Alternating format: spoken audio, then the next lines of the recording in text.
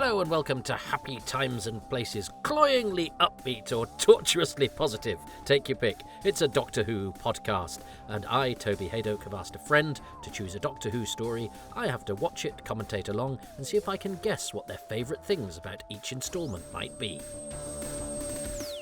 Hi Toby, Daisy Connolly here, retired comedian. Today I'm going to talk to you about the 5 things that I love about my Who story, which is Terror of the Zygons. Now then, that came out in 1975 and I was 11 years old, and I watched it as it was broadcast. It was absolutely brilliant. Oh, Daisy, Daisy, Daisy. She's given me her answer, she did.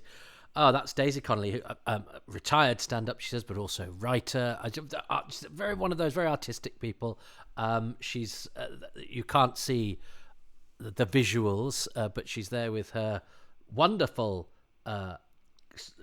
pink hair in part, blonde in others. She's a colourful character and somebody who puts a smile on your face through. Effervescence is wrong, because I think sometimes that can be kind of overbearing, but she's just cheerful and joyous and infectiously good company. And it reminds me of a couple of things, sadly, is that Daisy was one of the first people to reply and do this process. So before I'd done any of the podcasts, and before before they'd come out, and as you know, we're now on story 71, 72. But I sort of mixed things up a bit. I think I was also cautious of doing highly regarded stories all in one go at the top, because they got picked. A few people in a flurry sort of picked off some of the the favourites, as it were. And also I wanted to separate her from her partner, Derek, who did Nightmare of Eden back in the day, and they're both Tom Baker stories as well. So I'm trying to have gaps between doctors and between kinds of contributors, although Derek is a very different character to Daisy, but it's just associations in my mind. So this is sort of by way as an apology to Daisy, that she was one of the first people to respond positively and do this silly podcast, and it's taken her this long to hear the fruits of her labour. You're not the longest, Daisy. I think poor old Steve Lyons is waiting for me to watch the Sensorites, Matt Evenden, the Keys of Maninus, and I think they did their recordings before the dawn of time. Anyway, I try and mix and match, and also I've been trying to do a lot more sort of newer Who episodes recently that I'd been a bit slow doing, and that also people didn't gobble up either. So anyway, for whatever reason, my apologies, Daisy. So lovely to see her face. In fact, I don't think I've seen Daisy since my birthday, the year I moved to London, which would be, oh my goodness, about 2007. That's terrifying. No, but maybe because you think you're sort of in touch with people because you're Facebook friends, and we are, and I sort of see what she's up to, and she probably sees what I'm up to, and you can drop messages to people. Oh, but yeah, because that was before my goodness. And I remember because she bought me some toffee, those toffee cup things.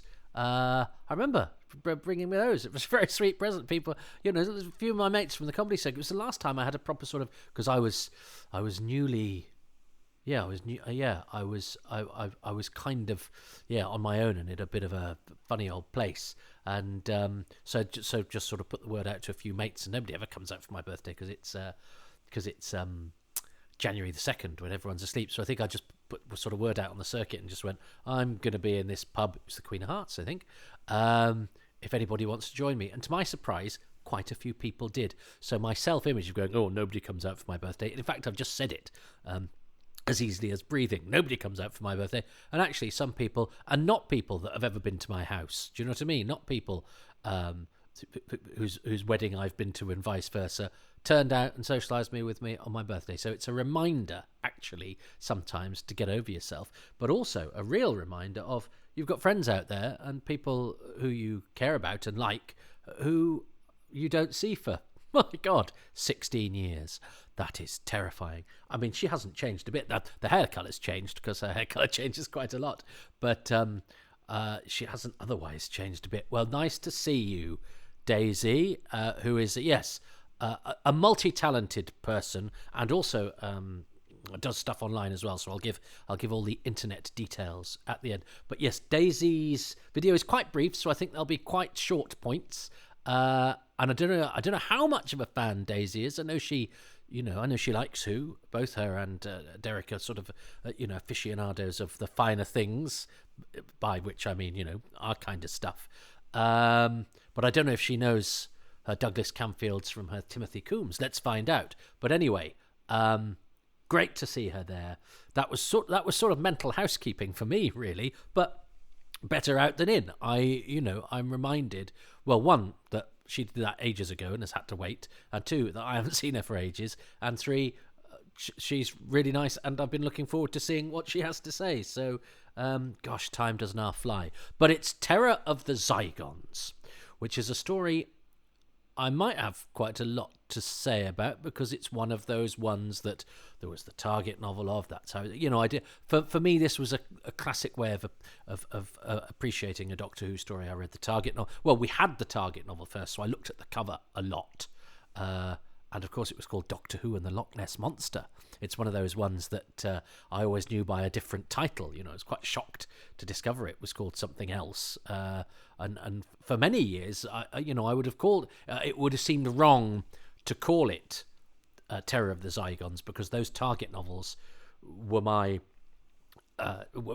sort of default titles, and Doctor Who and the Cybermen, Doctor Who and the Auton Invasion. But now enough time has passed that I still call Snickers Marathon, but that's for a number of reasons. Partially because Snickers is a singular thing and it's got a plurals name, and it sounds like knickers, and it just sounds a bit American. And I want my calorific chocolate bar named after a race that only prime athletes can do.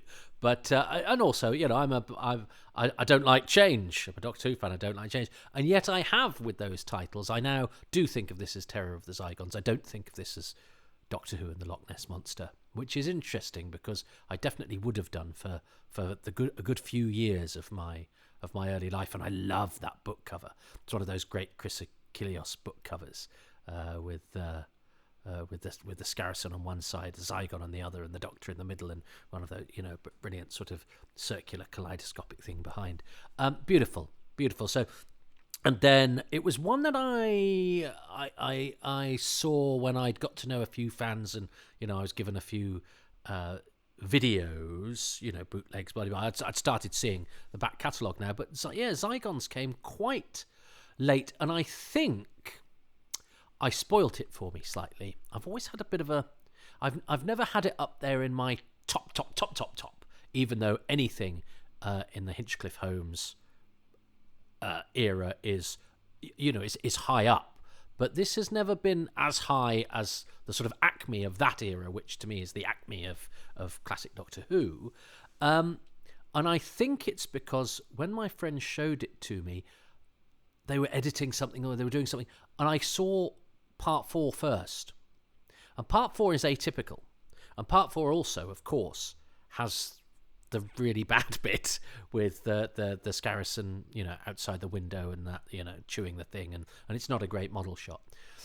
And so I think when I then did watch it all the way through, which I did, not that far away, I think then I borrowed the tape or whatever, but I'd already had it kind of, it'd already been a disappointment. I remembered thinking of it as being, having read the book, and a lot of those Hinchcliffe Holmes ones, because the production values tend to be quite high in this era, had been ones that had always been a pleasant experience, and rarely been a letdown. The odd fake beard and crap bit of snow in Seeds of Doom aside. I was always slightly disappointed when I watched any Doctor Who the first time round, having known the story, because it never quite fitted into my imagination, and because I'm an inherently downbeat sort of person, which is why I have to try and battle against that all the time. I have to consciously fill my half-empty glass, and try not to do it with piss or poison. So it's a constant battle, and that's what this is sort of about. This is for irregular viewers, I am not a sunny, optimistic, cloyingly cheerful, this'll be fun type of person. This is an exercise to try and beat the dark. And I've and I feel fortunate that in recent years I've been able to enjoy Doctor Who stories for what they are, not for what the shortcomings that manifested, or what they failed to be, how they failed to match my childhood imagination. And Terror of the Zygons, is an extreme case of that, because, as I say, I was given episode 4 first, or I watched episode 4 first. So the first 3 episodes were already kind of tainted because I knew what we were building up to. And I've always been, even though I know Camfield is great. I love the synthesis of Camfield and Robert Banks Stewart, which happens again in The Seeds of Doom, and Jeffrey Bergen too, the musician.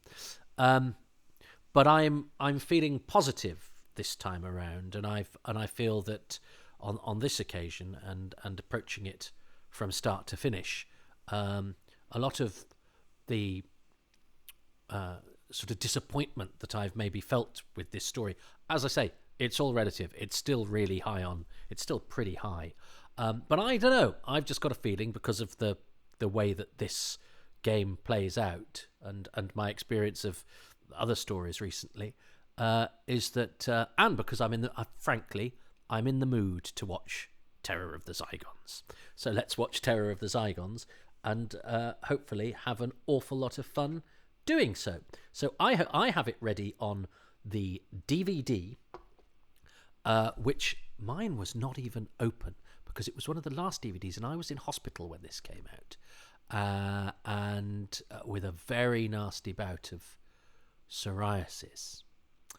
So actually, yeah. So I haven't seen Daisy since this came out on DVD. This came out on DVD ages ago, because I was in London then. It was towards the end of my time in London, because I was very poorly in hospital, and that kind of initiated a sort of everything else going wrong. So I got this on DVD, and I think I'd already been shown the missing scene. That is on the director's cut. Which is which would be the big curiosity for me, but I don't think I've actually seen any of the other extras on this. It was a tricky time, and sometimes when you have a tricky time, you fall into the things that give you comfort, but sometimes also you don't want them to be sullied by that. So I think one of the reasons I didn't watch the extras was because I thought that every time I watch this again, I will be reminded of the fact that wasn't a great time. Well, of course, now I'm reminding myself of that wasn't a great time, and when I think of the extras I haven't watched, they still prompt that. So there we go. It didn't work. But anyway, I'm not. The reason I mention that is because, one, I thought it was interesting. It was still in the cellophane, so I've just devalued my DVD just for you guys. I don't know if it would be more expensive if it was resold in cellophane. And not that I would sell it anyway. If I do, you'll know I'm in real trouble. I keep the DVDs and the Blu-rays. Do you do that? I'm lucky that I'm able to do that. But yes. Anyway, listen. I'm watching the broadcast version. I'm not watching the director's cut, although I will refer to that scene that has been added, to that they would have included if they could. But there's still part of me that goes, no, it has to be I have to watch the broadcast version, even though the director, would have wanted to include that scene had he been able to pull it off in the way that he wanted. But anyway, I'm going for what was shown on television when it was first broadcast, even though that happened before I was born. But it is the version that I am used to. So, with that qualification uttered and explained, and a lot of probably unnecessary scene setting, but these have got a bit more reflective as they've gone on, and all of the stuff that surrounds the episode, and indeed the contributor, I think is important to our psychological makeups as viewers and consumers, and people who have thoughts on the wonderful thing that Doctor Who is, which gets its tentacles in everywhere, into friendship and life and all sorts of other things. So listen, come with me. We're going to Scotland. We're going as far as a minibus can take us from London to an approximation of Scotland to watch Terror of the Zygons. And I'm going to press play in 3, 2, 1.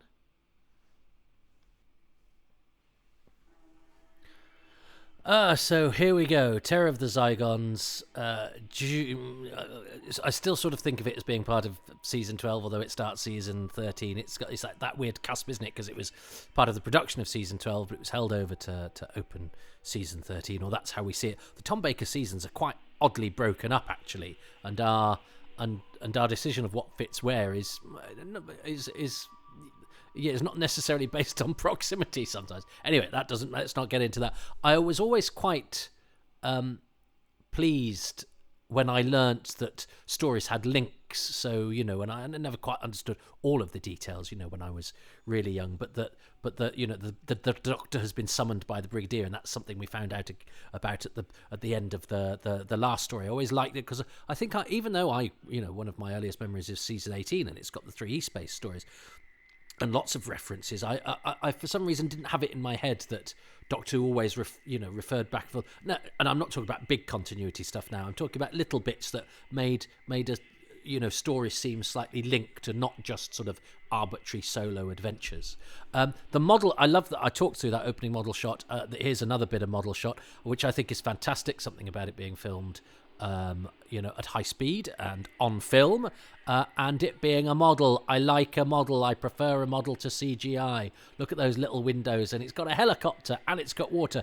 This is Hugh Martin playing Munro, who I will get a bee in my bonnet about in relation to the Daleks Master Plan DVD by the brilliant people of Loose Cannon, who go into great detail and work very hard. But nonetheless, there's part of my brain that can't stop being cross with them because he's not playing RT operator. That is Bruce Whiteman later in the episode. He is playing a character called Munro. But I think when when Loose Cannon did the 2 commentators in the Daleks Master Plan, who were played by Bruce Whiteman and Roger Brierley, they went to Zygons to get footage of Bruce Whiteman, because we haven't got pictures of him from the Dalek Master Plan, and they use a picture of Hugh Martin because Hugh Martin is playing an RT operator, but he's the character Munro.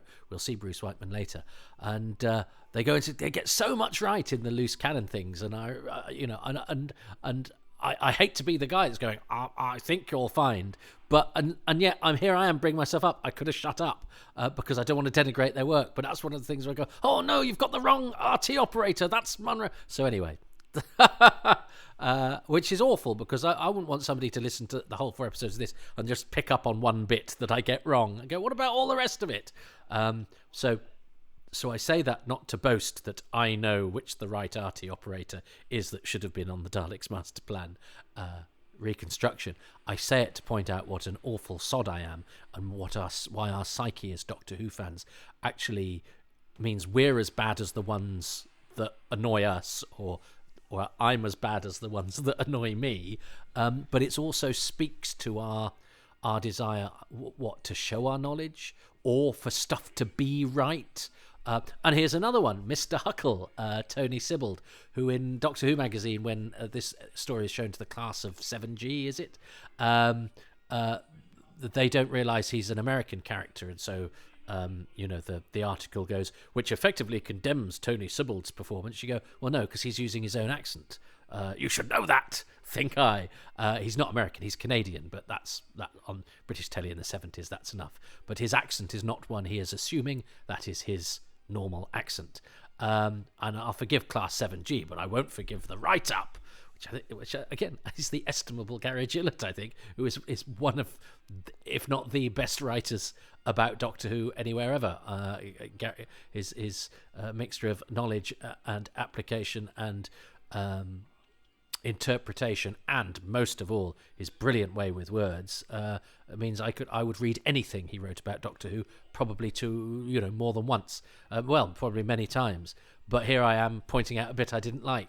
I'm drawn to do that, and I hate myself, and I'm supposed to be here celebrate. There's loads in this that I've seen, and yet I'm not venting. It's like a confessional.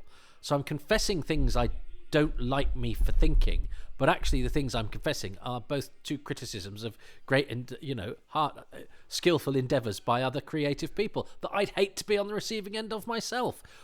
It's hard, isn't it? It's hard being us. Anyway, put those things to one side. I've got them out now because I need to say them. I had to point them out. And as I say, so look, wonderful. We have one. I like everything about this. I'm convinced by the man from the oil company who's got the tartan shirt, the rugged sort of outdoory shirt on. I love the sort of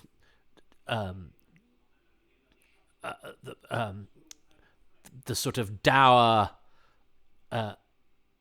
impassivity of the Duke of Forgill, played by John Woodnutt, and the Brigadier's sort of lightness in response to him. And I love his costume as well, the leather gloves and the cane, and the sort of politeness but twinkle with which Lethbridge Stewart deals with the sort of dour, and as it turns out, alien, but we don't know that yet. But I like, he could just be a grumpy landowner, my family has served this country for 7 centuries, but that counts for nothing these days.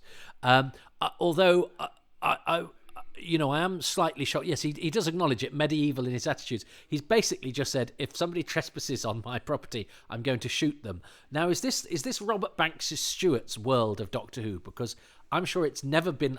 I mean, I live in the countryside, and I was a bit shocked that farmers could shoot dogs, which makes me very sad. But they can if they're bothering the sheep. And I remember, they're allowed to just shoot a dog. Our next door neighbour one had their dog shot, and it was terrifying. Terribly sad thing, but apparently you're just allowed to do that if you're a farmer, because of course you've got to protect your flock and it's your land and blah blah blah. But that's slightly different from somebody who works for an oil rig walking on your beach. But of course Harrison Chase has guards with guns as well, guarding his greenhouses. So obviously in Robert Banks Stewart's Doctor Who, you're allowed to have armed guards on your property. Which is not something we really. I mean, yes, there are some military installations or big businesses or whatever that might have armed guards in some Doctor Who's, but a sort of a private estate that's got the license to kill. That's and yet it kind of. It doesn't bother me, but it kind of always. And I like there that the Brigadier sort of plays to the Doctor's Achilles heel. He goes, you want more men to die, and he hides his head, and then he's got that dazzling smile. Tom Baker is perfect in this. I think he's so good, and I like the sort of realism of the world. I buy this world that they've created with such economy. We know that this is Mr. Huckle, and he's American, which is great, and he's from the oil people, so we have that sense of that outside world there, because it's told with a very small number of characters and a very small number of sets. And both of the companions have a job, and Sarah Jane Smith with her dazzling smile, the Doctor with his sort of deep concentration and his sort of look of foreboding that he does so well. It's like he disappears, he subsumes himself in alien melancholy, where he's weighing up he's not just thinking about the consequences now. It's almost like he knows that everything has some sort of deep and ancient ramifications or echoes. And look at him, he's sort of slightly staring into the distance as his mind's ticking away. He's so good, Tom Baker. And I love this costume that he has as well. And look at Douglas Camfield going straight into his face there. And it's calm, maybe calm, but it's never empty. You want Tom Baker saying lines like that. Absolutely terrific. Douglas Camfield is a great hero of this story. And I think everything from the sort of colour palette, the lighting of it, the way that everything looks. Nigel Curzon is the designer. And look at Angus Lenny doing a little bit of business here. He's talking to her and he's noticed a little chip in the cup. Now, he's not chipped the cup there to stick that in. That must have been something he did. And they probably won't have had the cups for rehearsal. Or certainly not those exact cups. So he's decided at some point... I'll just do a little bit of that while I've got this little chip. And I love those little bits of detail that a quick thinking and experienced actor can do to add just a little bit of business to keep us, just to keep the scene alive. And he's very good as well because he's a sort of genial, sweet, chatty landlord, but he's also, superstitious. And it's funny superstition in Doctor Who, isn't it? Because are we supposed to take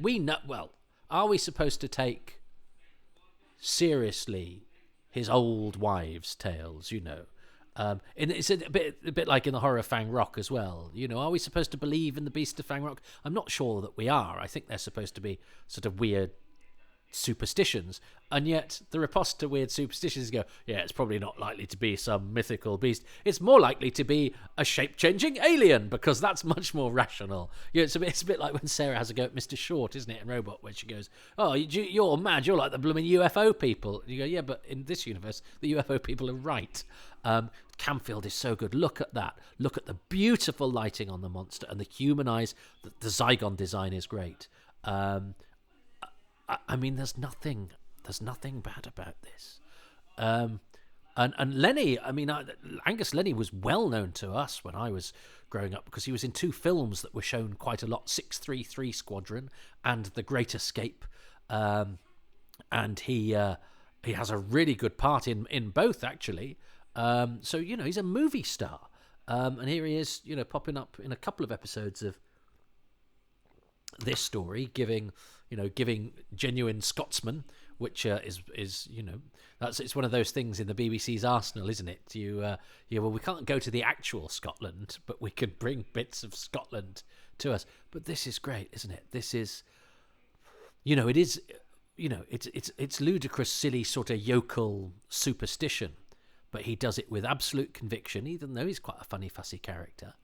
And the story is, we assume sort of a bit of hokey old nonsense, and Sarah doesn't patronize him. She absolutely humors him, but without condescension.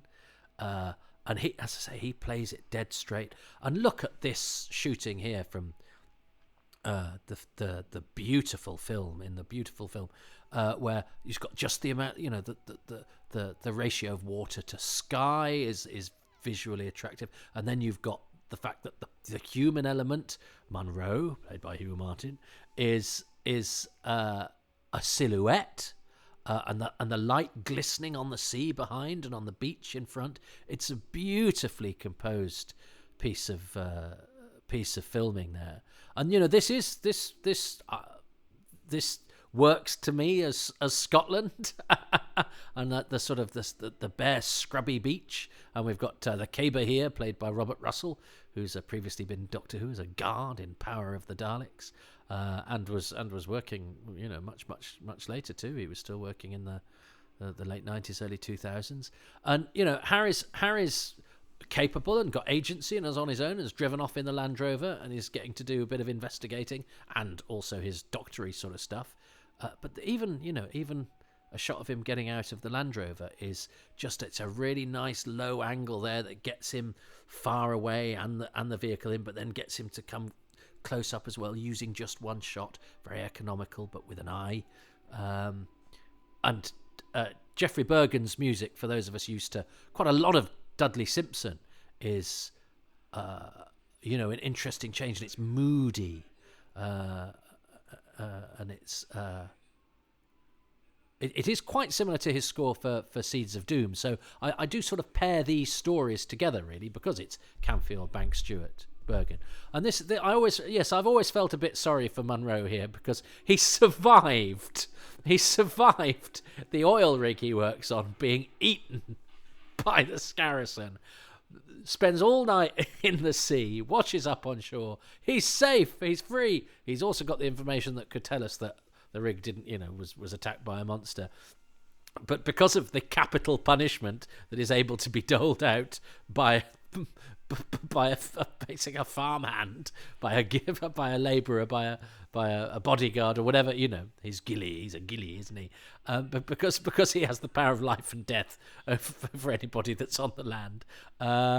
It's great, because it means that he doesn't quite have time to tell us everything, because the story is being, the plot is being, delivered at the correct pace. The landlord here's got second sight, and the bagpipes go. Isn't that beautiful? The bagpipes are there to help to say we're in Scotland, even though we're in a three-walled set in TV Centre or wherever. Tom Baker has this wonderful melancholy, and look at the look he shoots her there. Now that, if you took that on face value, is a grumpy, sour look, but we know that sourness is the sourness that you can afford between friends. And then we're slightly closer in on Tom Baker for that next shot when Harry's been shot, and he's got the drama in his face. But also, that's been perfectly done because Sarah has answered the phone with her lightness that she has. Elizabeth Sladen has a beautiful lightness that dances across the screen, not just in the way that she has those expressions on her face, but the way that she delivers her lines. And she does that silly thing where she's in a place, so she puts on a silly Scottish accent, and that sort of wrong foots us because you go, oh, Sarah's just being silly. And then her next line has to be a complete change. Harry's been shot. And it's like, whoa, hang on. And then we cut to a montage sequence of monsters that we can't see.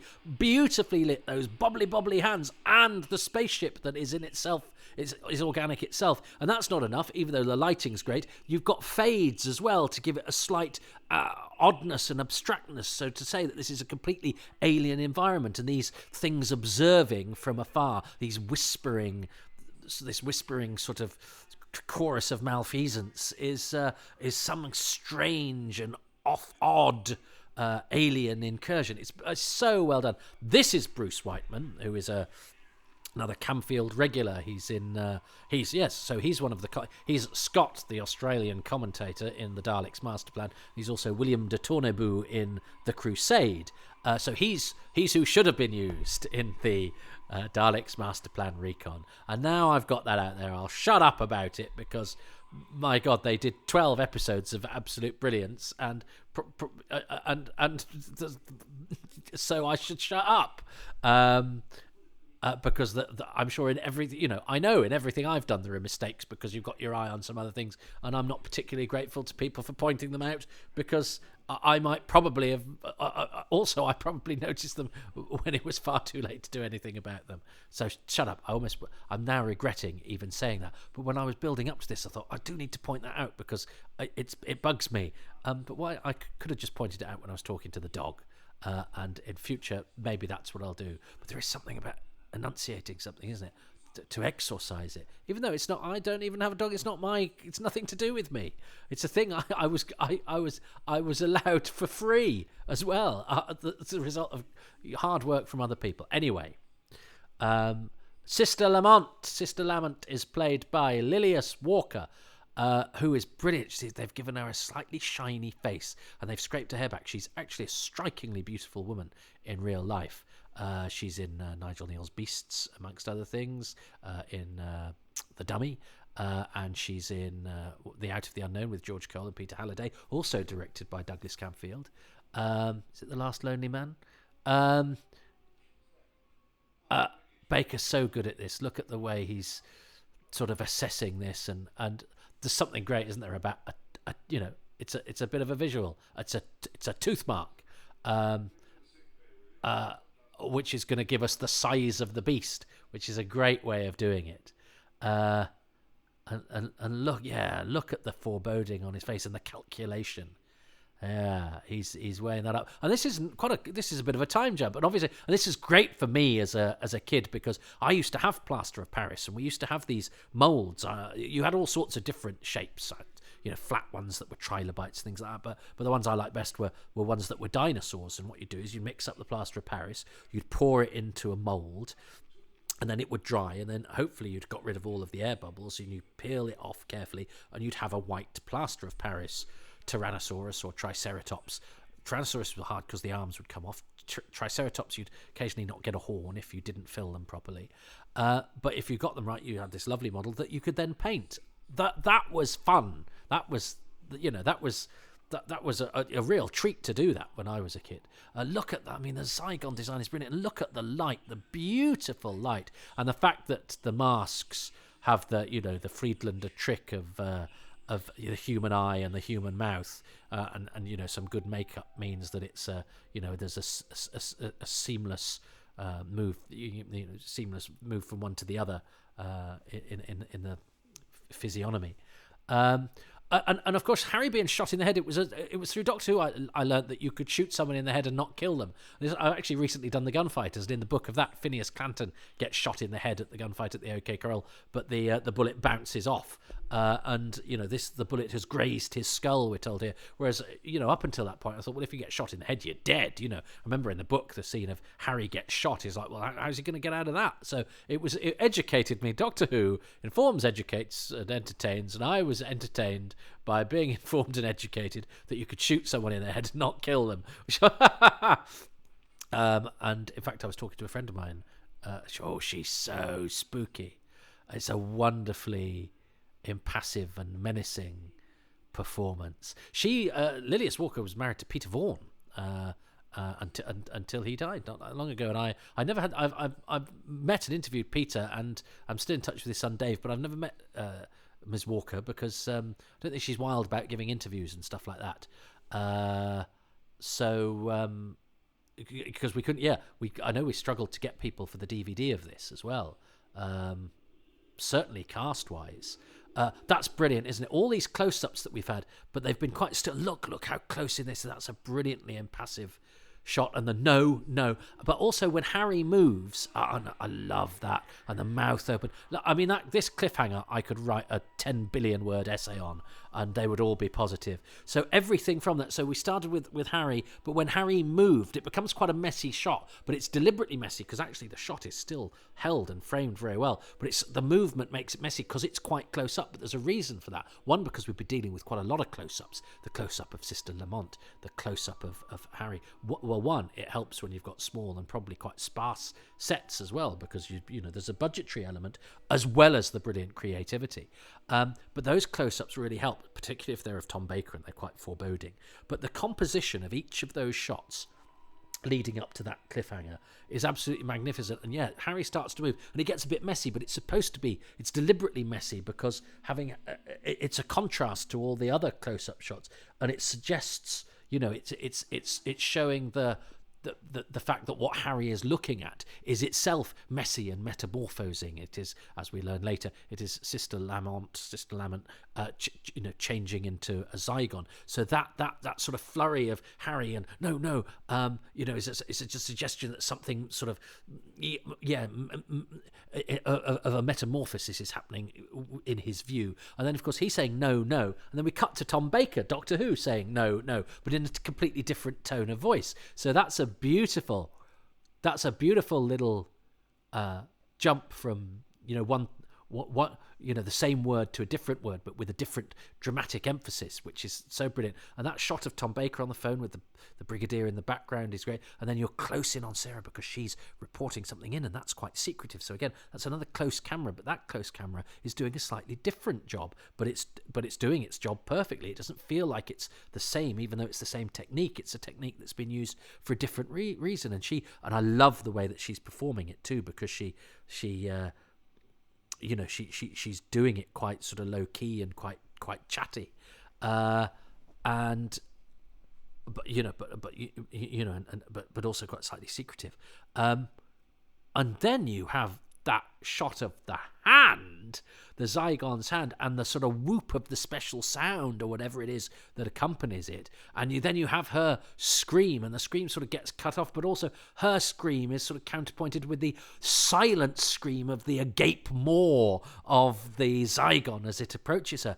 And just something, that little decision to go, well, let's have the monster with its mouth open. It's not a snarl. It's not a gnashing of teeth or something like that. It's a weird sort of alien woo. It's strange. It's not like anything you get elsewhere. It's not a cliche. It's a sort of strange and yet totally right choice that then crashes into one of the all-time great Doctor Who cliffhangers.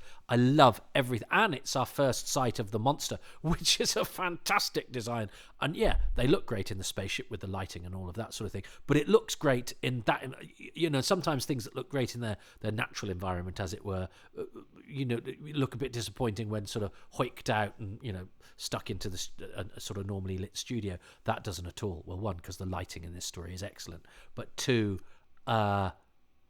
it's still a glistening, And it's an orangey greeny monster, which is a great combination, but again an unusual one because the colour for monsters is green. But it's a colour scheme and an aesthetic that we've not seen in our monsters before. But also they keep it sort of glistening and you can sort of feel it, the nodules and the organic nature of it. It's so good. I mean, I think there is precisely nothing wrong with that episode. I think there's absolutely nothing wrong with that episode. And I also love the fact that, as well as that episode being great, there's a scene that was missing, that was mythical. There was a scene that was filmed with the invisible TARDIS, but it was lost. It was cut out, and we don't have it anymore. And then, did the film turn up first? The film's turned up, but it's black and white and it's silent. Oh well, at least we've got a vague. Somebody's found the film. That's nice. And then somewhere else, somebody found the soundtrack, the voice. Now, forgive me, could have been the other way around. Don't write in and don't do a podcast in 20 years' time when I can't do anything about this going, well, one of the things that really annoys me about Terror of the Zygons is that when Toby Haydock did his podcast about it, he made a mistake and then do what I've just done to poor old Loose Cannon and Gary Gillett.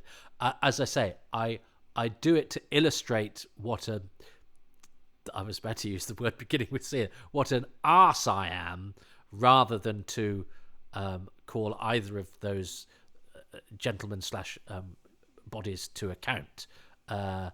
Loose Cannon are brilliant and have done work far beyond anything I could ever do, and have given me hours and hours and hours of pleasure. So, of course, I've mostly talked about just one bit that they did that was wrong. Probably talk about it in the Daleks Master Plan commentary as well. I'm so sorry. Loose Cannon boys should be canonized, not loosely, actually, for their for the brilliant work they put in to provide free entertainment for people like me. And as I say, Gary Gillett is my favourite writer about Doctor Who. I think he's brilliant. So the fact that when he was writing up his brilliantly thought out article about a class of school children and how they would cope with watching Doctor Who, that he didn't know that one of the actors was using his own accent, I should have just been quiet, because I'm not fit to lick his boots. But there we go. I will. Don't if you think I'm an arse for bringing them up, don't worry. I think I'm more of an arse than you think I'm an arse, and I have to live with being me as well. So get over it, because I probably never will, and that's the punishment I deserve. Anyway, listen. That scene, they found the film or they found the sound, and then they found the sound or they found the film. But that's no good. You can't integrate it into the story because the film's in black and white. And then technology got so good that unlike those old Lauren and Hardys that looked like they'd been marinated in the rivers of Chernobyl when they were first recolored, when they were sort of garish, terrible things. Recoloring has got to the point where it can meld seamlessly and be now part of a director's cut.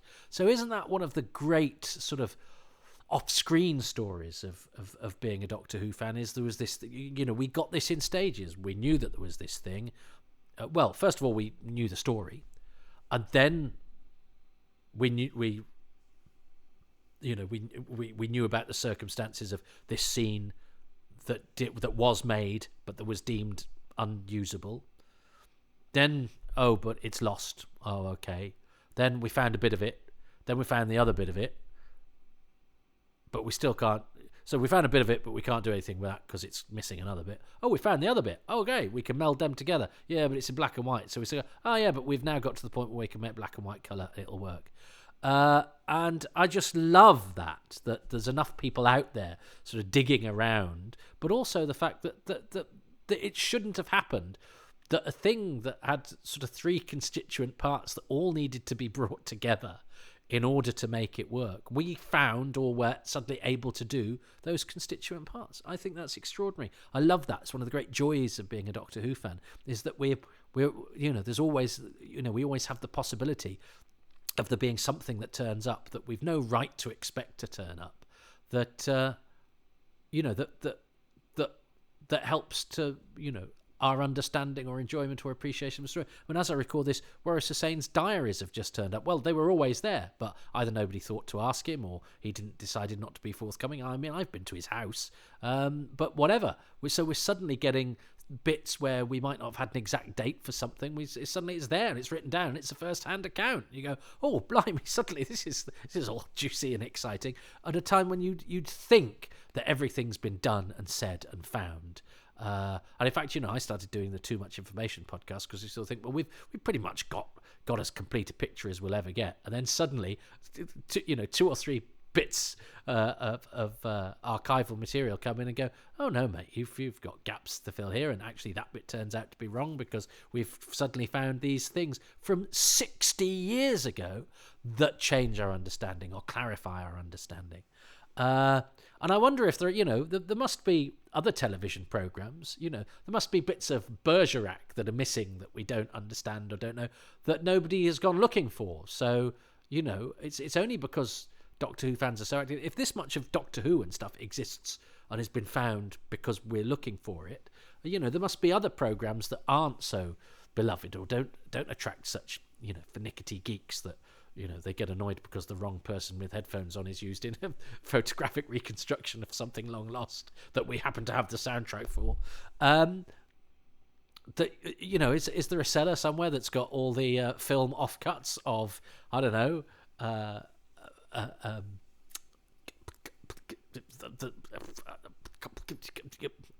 episode, a season of Z-Cars? I suppose no, because I suppose things of Z-Cars do turn up. But anyway, I don't know. We've been very, very lucky with Doctor Who, and I think it's episodes like this that that sort of point the way as to why, because I think it's such a comforting piece of television in the fact that it takes me back to my childhood, even though it was on.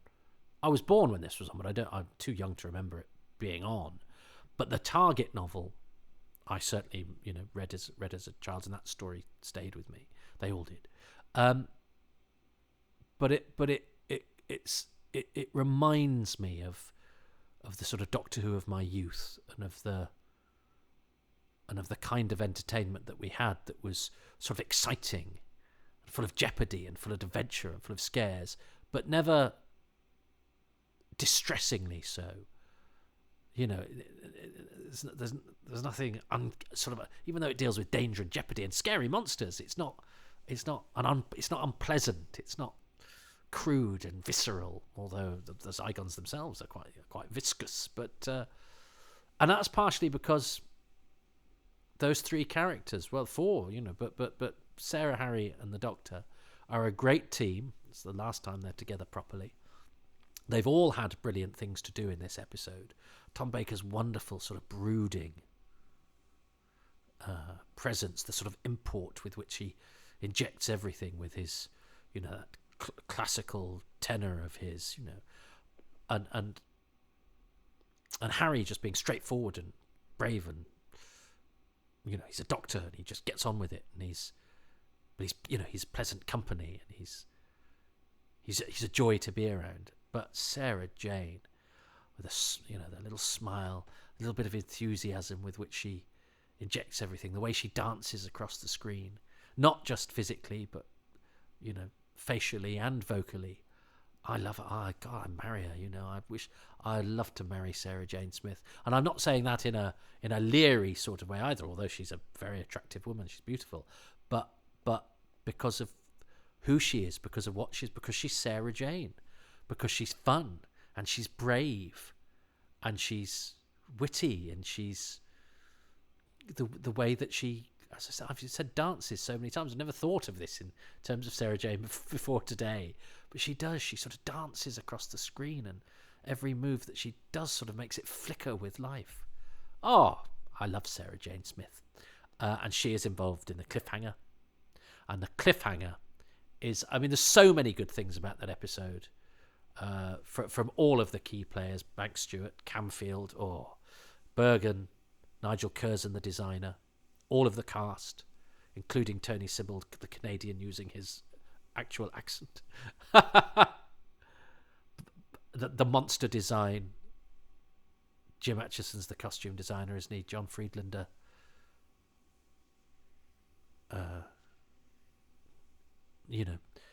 Has been doing all that latex work so that we have a lot of monsters of this period where, like Lynx and Davros, where the eyes and the mouth are mobile, but the face is beautifully alien. But there's the join between them is pretty seamless, especially for the time. But all of those things come together in that cliffhanger. You've got the monster, you've got Douglas Camfield's direction, you've got Bergen's music, and the special sound too. The lighting's great as well, by the way. You've got Sarah Jane and the Doctor, both of them pitching their performances exactly right.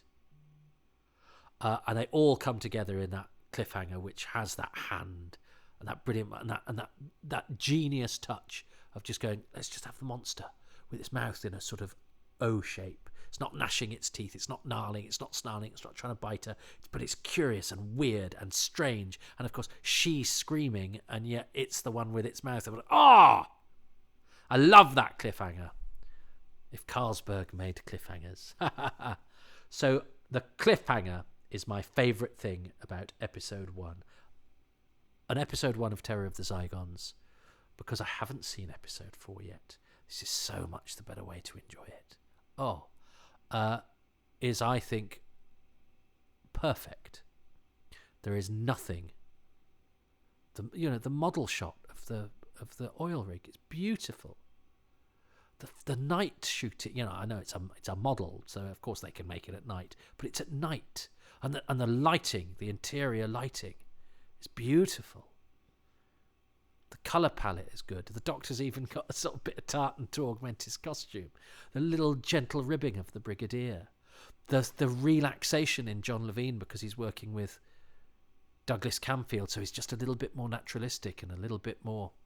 He's having a little bit more fun with it. He's not quite as uptight as he sometimes is. The beautiful filming, the pacing, the drip, drip, drip of atmosphere, which is there in the music. I mean, the music literally sort of drips and plops with atmosphere, nighttime, and it's and water. The music is like the sort of slosh of the inky depths of the ocean, and inkiness is dark. And the first time we see the rig, it is dark and it's nighttime. And the way that the story plays out, the way that we're fed little clues, and the way that the Doctor pieces it together and is realising the nature of the threat and his increasing foreboding because of that. And wonderful lines like, it may be calm, but it's never empty. That is such a great Tom Baker line, and they write for him so well during this period. It's like Robert Holmes knows exactly the sort of lines to give him that he can really inject with all that sort of otherworldly foreboding that Tom Baker does so well. And yet he's funny, and yet he's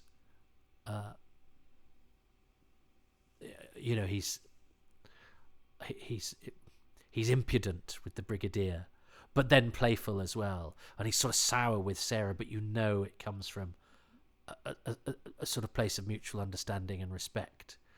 And if you that sour look that he gives you, if you judge that on the surface, you just go, oh, he's not being very nice. But it's not. It's there's so many layers underneath that. And I think sometimes, Doctor Who fans are a little bit guilty of not interpreting the meaning behind a performance like that. I've seen it written that Tom Baker, Tom Baker's Doctor's not very nice to Sarah. No, that underlying love and respect is absolutely there between them, and some of the things they do, some of the way that he talks to her is a sort of disguise for that, because because he's a spiky alien, but 2, because he might not be that great at communicating, and 3, also because it actually is one of those things that you do with people that you actually have a rapport with. I think that's all there. I think there's so many subtleties there in that dynamic. And also you've got the because you're in out in the way, you're not in a metropolitan setting, you're able to have a sort of a landlord with second sight who's got a couple of ghost stories as well, which could be a little bit hokey, but it's not, because Angus Lenny, who gets it just right, he has the right mix of being sort of likable fusspot and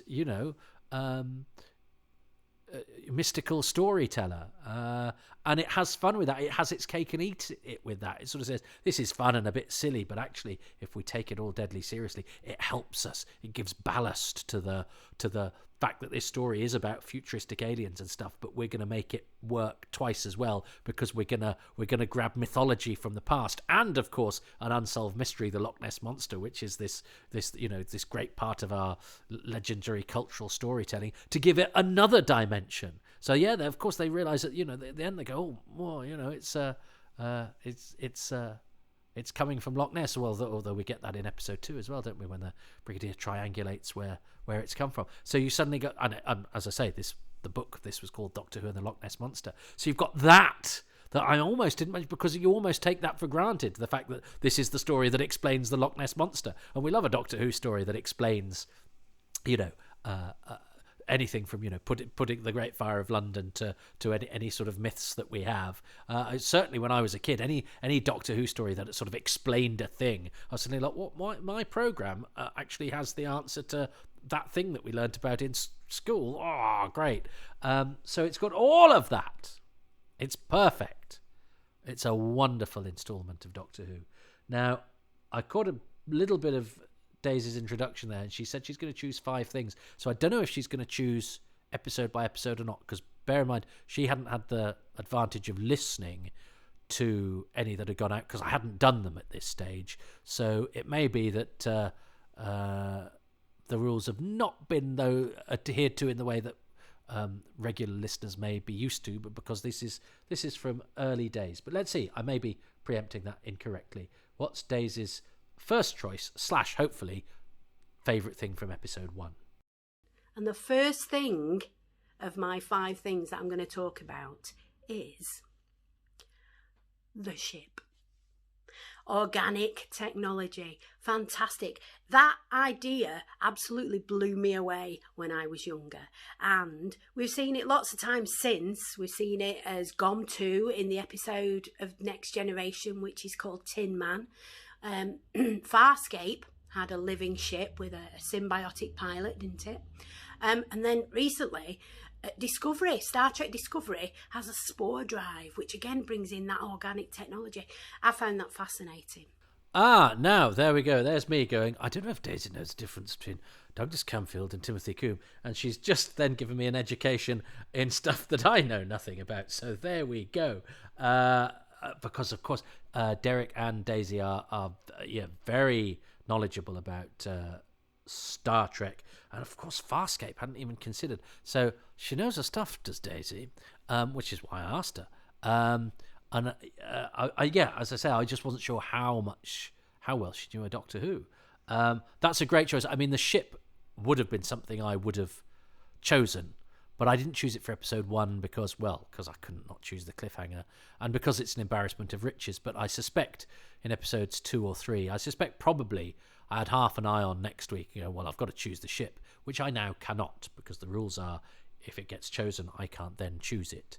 But of course, it might be that she later chooses something that I've already chosen, then I do get a point for that. So anyway, so there's still hope for me, but I cannot choose the ship, which is a shame, because it is one of the great elements of the story. And hats off to designer Nigel Curzon, who I obviously won't be able to eulogise about when I choose the ship, because I now can't choose the ship, because attempts to do, Claws of Axos aside, where Kenneth Sharp does a brilliant job with that set as well, but it's beautifully lit as well, and I think it's slightly more cohesive than the Axon ship, which has the occasional sort of plastic chair, space blobsity, And the odd flat that kind of sticks out slightly, I think. And I also think the lighting is superb in there as well, and it melds with the costume design as well. So there's a lot of sort of thought between everything working very well together in terms of design, and it's a great contrast to the more straightforward design of the human buildings. So yeah, absolutely with you, Daisy. I love the ship too. It's just I would have chosen it on a different episode, because for episode 1 I chose the cliffhanger. So I think this is going to be fun, because I absolutely adored that episode, and I hope you did too. And if you're not watching as I'm rambling, and most people don't, to be fair, do you? You just most people don't watch along with the episode beside in front of them, which is fair enough. But if you're listening to this because you just listen to this as a podcast when you're out and about and you don't always watch the episodes, go and watch episode 1 of Terror of the Zygons. I mean, it's really good. And in fact, I'll tell you what, I'm just going to get on the phone and I'm going to ring you up and I'm going to tell you how good it is, because I just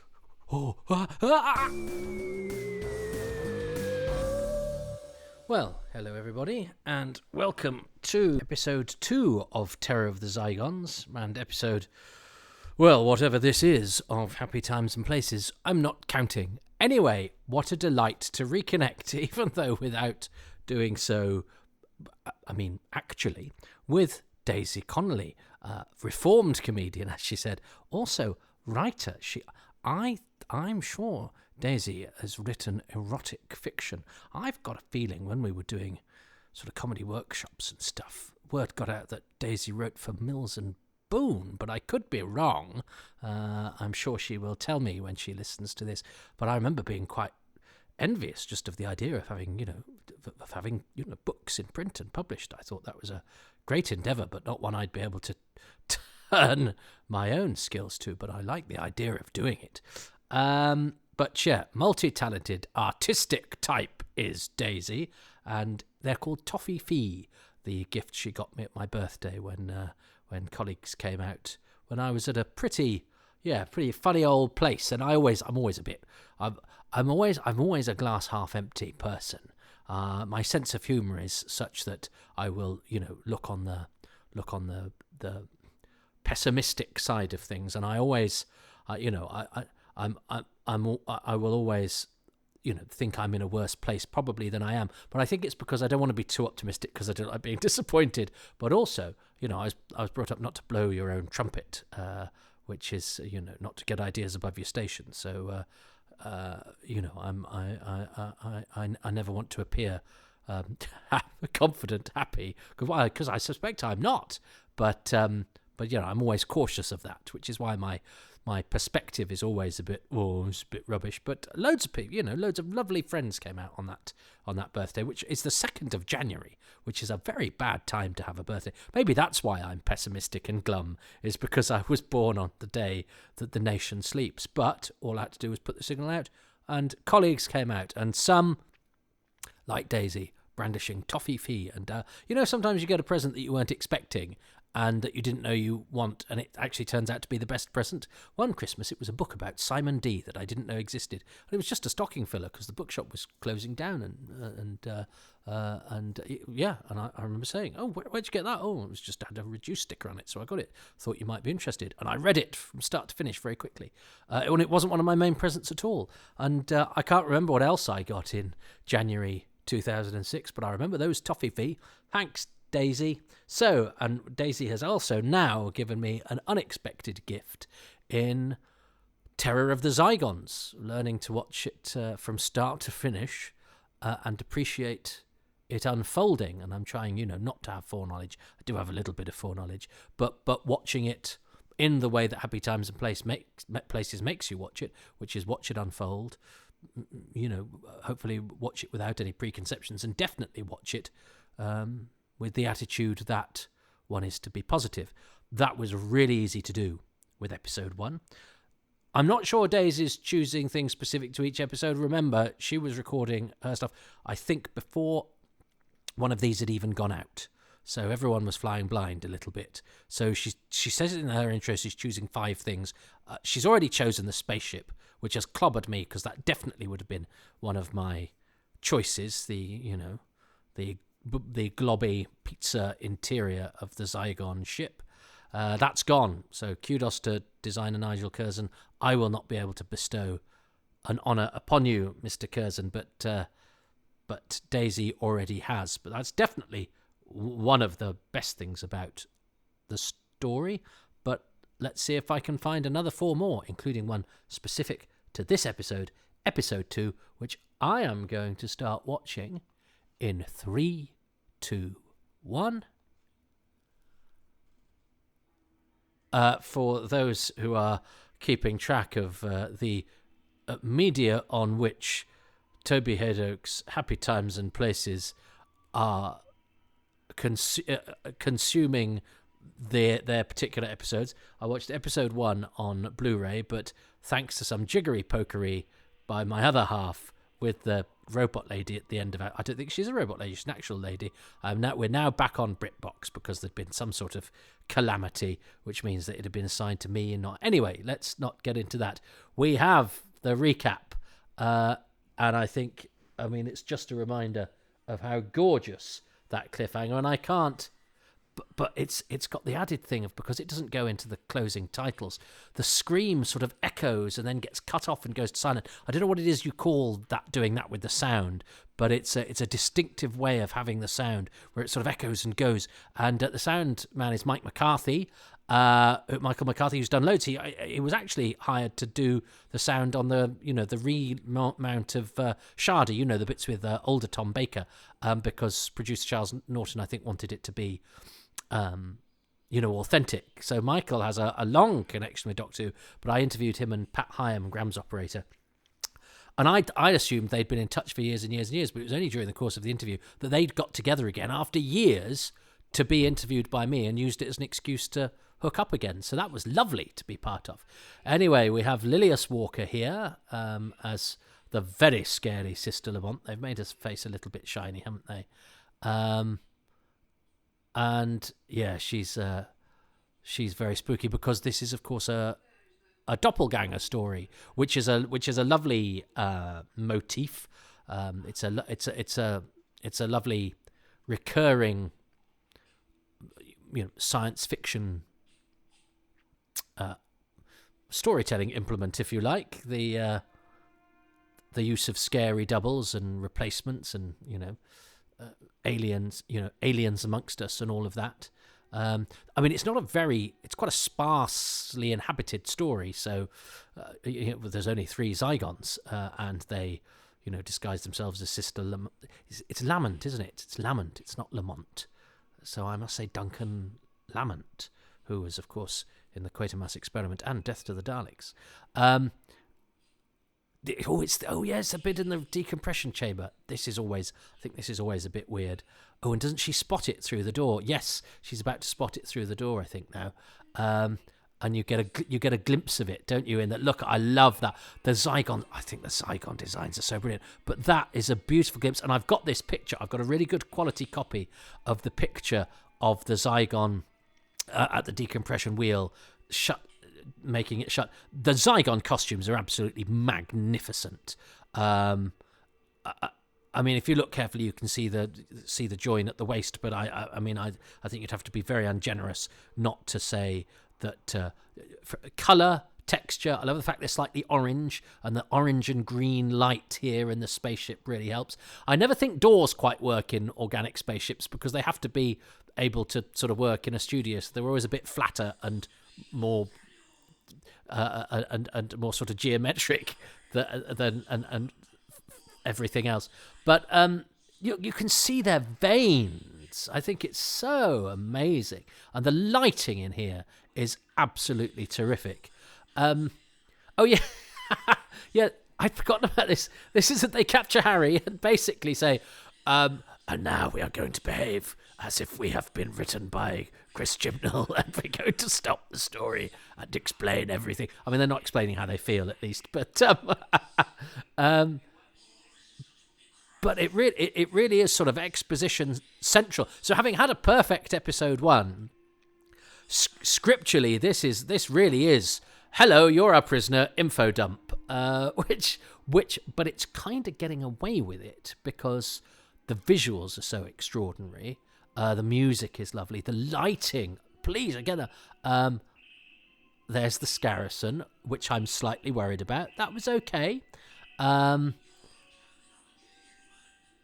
ultimate weapon, that's right. But look, you can see the veins in his face.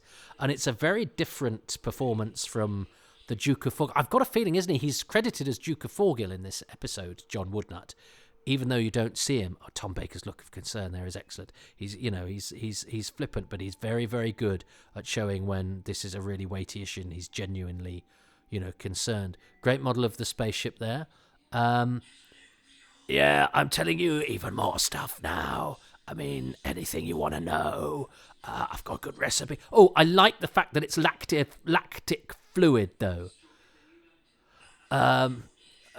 Puny human weapons. That's. I'm sure there was. I've got a feeling a friend of mine, I remember, was saying that his dad had shot a pilot for a thing called Puny Humans, which was a comedy that never happened. Anyway, let's not get into that. I like the sound of Puny Humans. It's a good title. But puny aliens can't really use the word puny these days. What was I talking about? Anyway, we're back at the. So there's a few things here that aren't necessarily my ideal Doctor Who. This sort of Tibetan, momentarily, we'll get out of this by, you'll never be able to suffocate again if I do this Tibetan thing. I mean, I suppose it is quite, the astral plane and all of that can be quite Doctor Who-y if you like, but I don't know why I buy that less than I buy, other fantastical elements of Doctor Who. Even though Tom Baker does it so well with those great boiled egg eyes, and he's taking this absolutely seriously, and he really makes that work. But as a storytelling device and as an element of Doctor Who, I have to confess I do kind of reject it, in the same way that I would reject magic, because it doesn't strike me as something. I think that's something, that we're doing, that the Doctor is doing with an existing thing that we know scientifically, the human body. And although there are stories, aren't there, of people that can go into trances. Anyway, let's talk about what I do know and do understand. This is Bernard G. High as the corporal, whose only line seems to be, what is it, sir, sir, sir. This is the longest piece of continuity justification I think there's ever been, in that Bernard G. High is a private in episode 1 of The Web of Fear. And Staff Sergeant Arnold says, go and do this thing. He says, oh, but Sergeant, I'm on this other job. And he goes, you're going to do this now? And it's trailing out the cable, isn't it? There's no reason for that part to have a line. It's a waste. It's more expensive to have a speaking actor. And he's never seen again in... Well, he is. He's an extra in some of the battle sequences. But that character, we don't really encounter properly again. And I mean, all those guys in the Covent Garden thing are shot, so let's ignore that. But, I love the way, by the way, John Levine does that.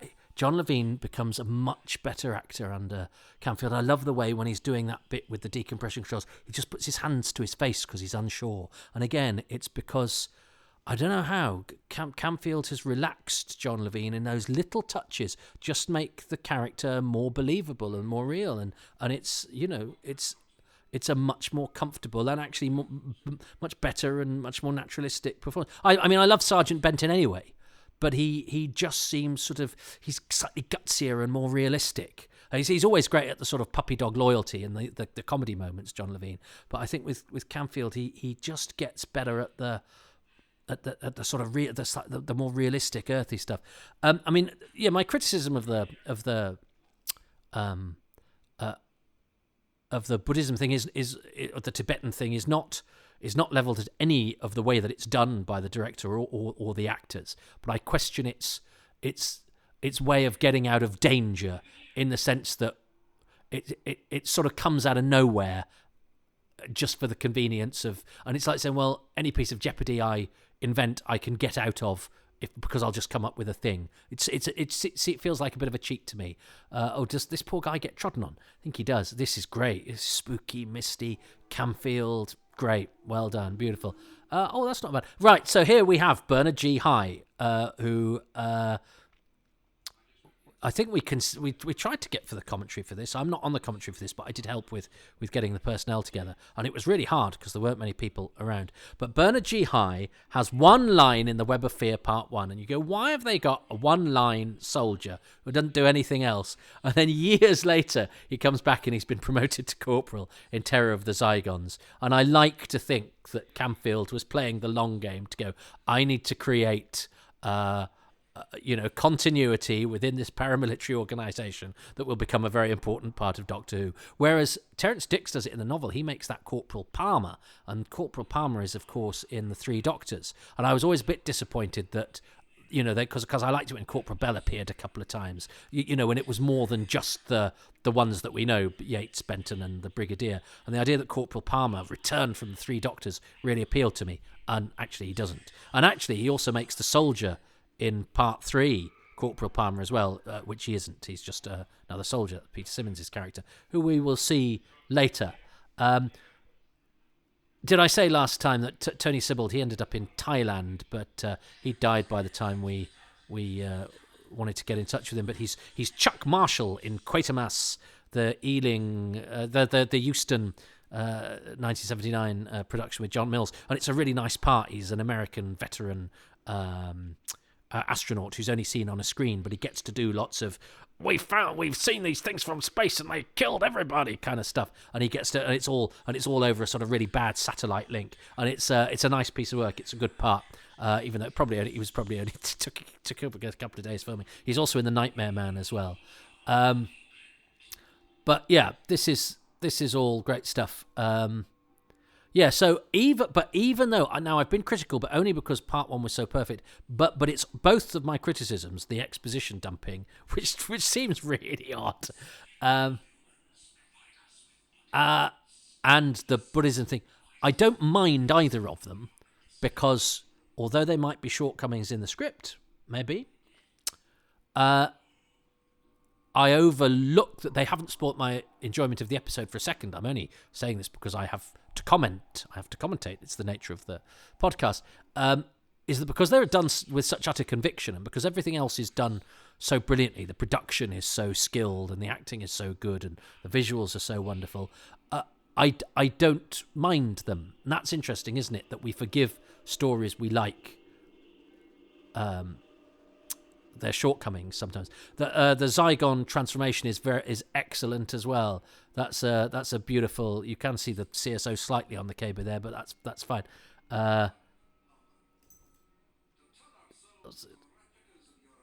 And it's interesting because sometimes aliens lose their Scottish accent. The chameleons do, don't they?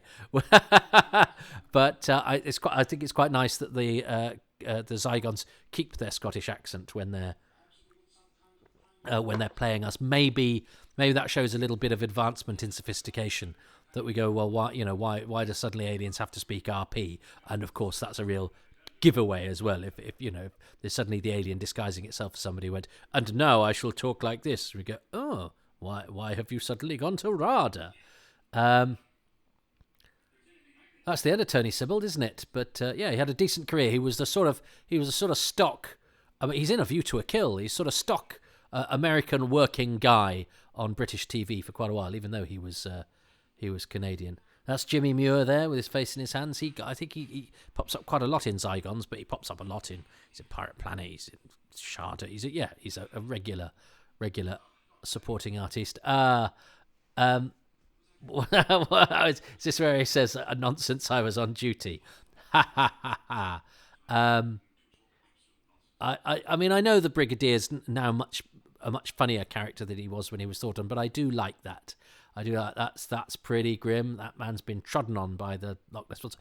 And look, and Camfield always seems to dress unit better as well. These look like proper, capable, down and dirty soldiers on, in their fatigues on, rather than the, those early unit costumes or the more sort of formal ones that they have. These soldiers look like they're they're preparing to get stuff done. It is excellent, John Woodnutt, and I believe he was. I love the way Tom Baker describes him in the Tom Baker years as killingly funny, and I believe I never had the pleasure myself, but I believe he was a wonderful, witty man. Although a friend of mine did encounter him after a play at a theatre, and I think they got very drunk. But I'm not going to call out an actor for getting hammered after a performance and staggering home to his digs 10 sheets to the wind, because I have done that many, many times. I believe Sarah, as a journalist, it's nice to be reminded. That's what I like about this era is reminding us of the world that they have outside, which again is slightly hypocritical of me, because I'm not wild about Amy and Rory being too attached and Clara being so attached to their world that they're not travelling through space and time exclusively. And yet I don't here, I think because there's a bit less I don't know, because I think there's less character development in a way.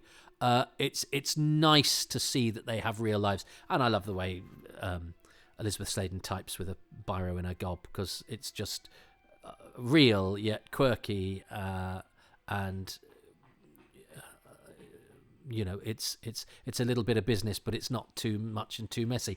Now, Harry Main already speaks in RP, so that didn't give him away. So he had to come and... I mean, there's no point, really, in disguising yourself as humans if you then behave like really horrible humans who are mean to their friends. But... I suppose you have to cut it some slack, but it's a slightly less sophisticated take on, doppelganger evil doubles if there's no attempt from the evil double to even vaguely sort of pass himself off as pleasant. They must have observed humans and, gone, "Now, Commander, we shall learn how to smile and say, 'How are you, old thing?'" But I'll cut it. So is this where they split up and 3 soldiers go one way and Sarah goes the other? The way I rationalise that is that actually there's 3 forks, but the way that it's been shot, we didn't. But if you were to watch it, I know that if I was watching with my family, my brother would go, "Oh, why have 3 of them gone off alone and left her alone?" And I'd go, "Well, because they've all split up and gone in different directions. We just didn't see that. It was off camera." But then they'd talk all the way through this sequence and ruin it. And this sequence is brilliant. She's so good. I always think of Barry Letts' thing of when she auditioned, where some were scared and some were brave, but she was brave and scared at the same time. Look at that shot.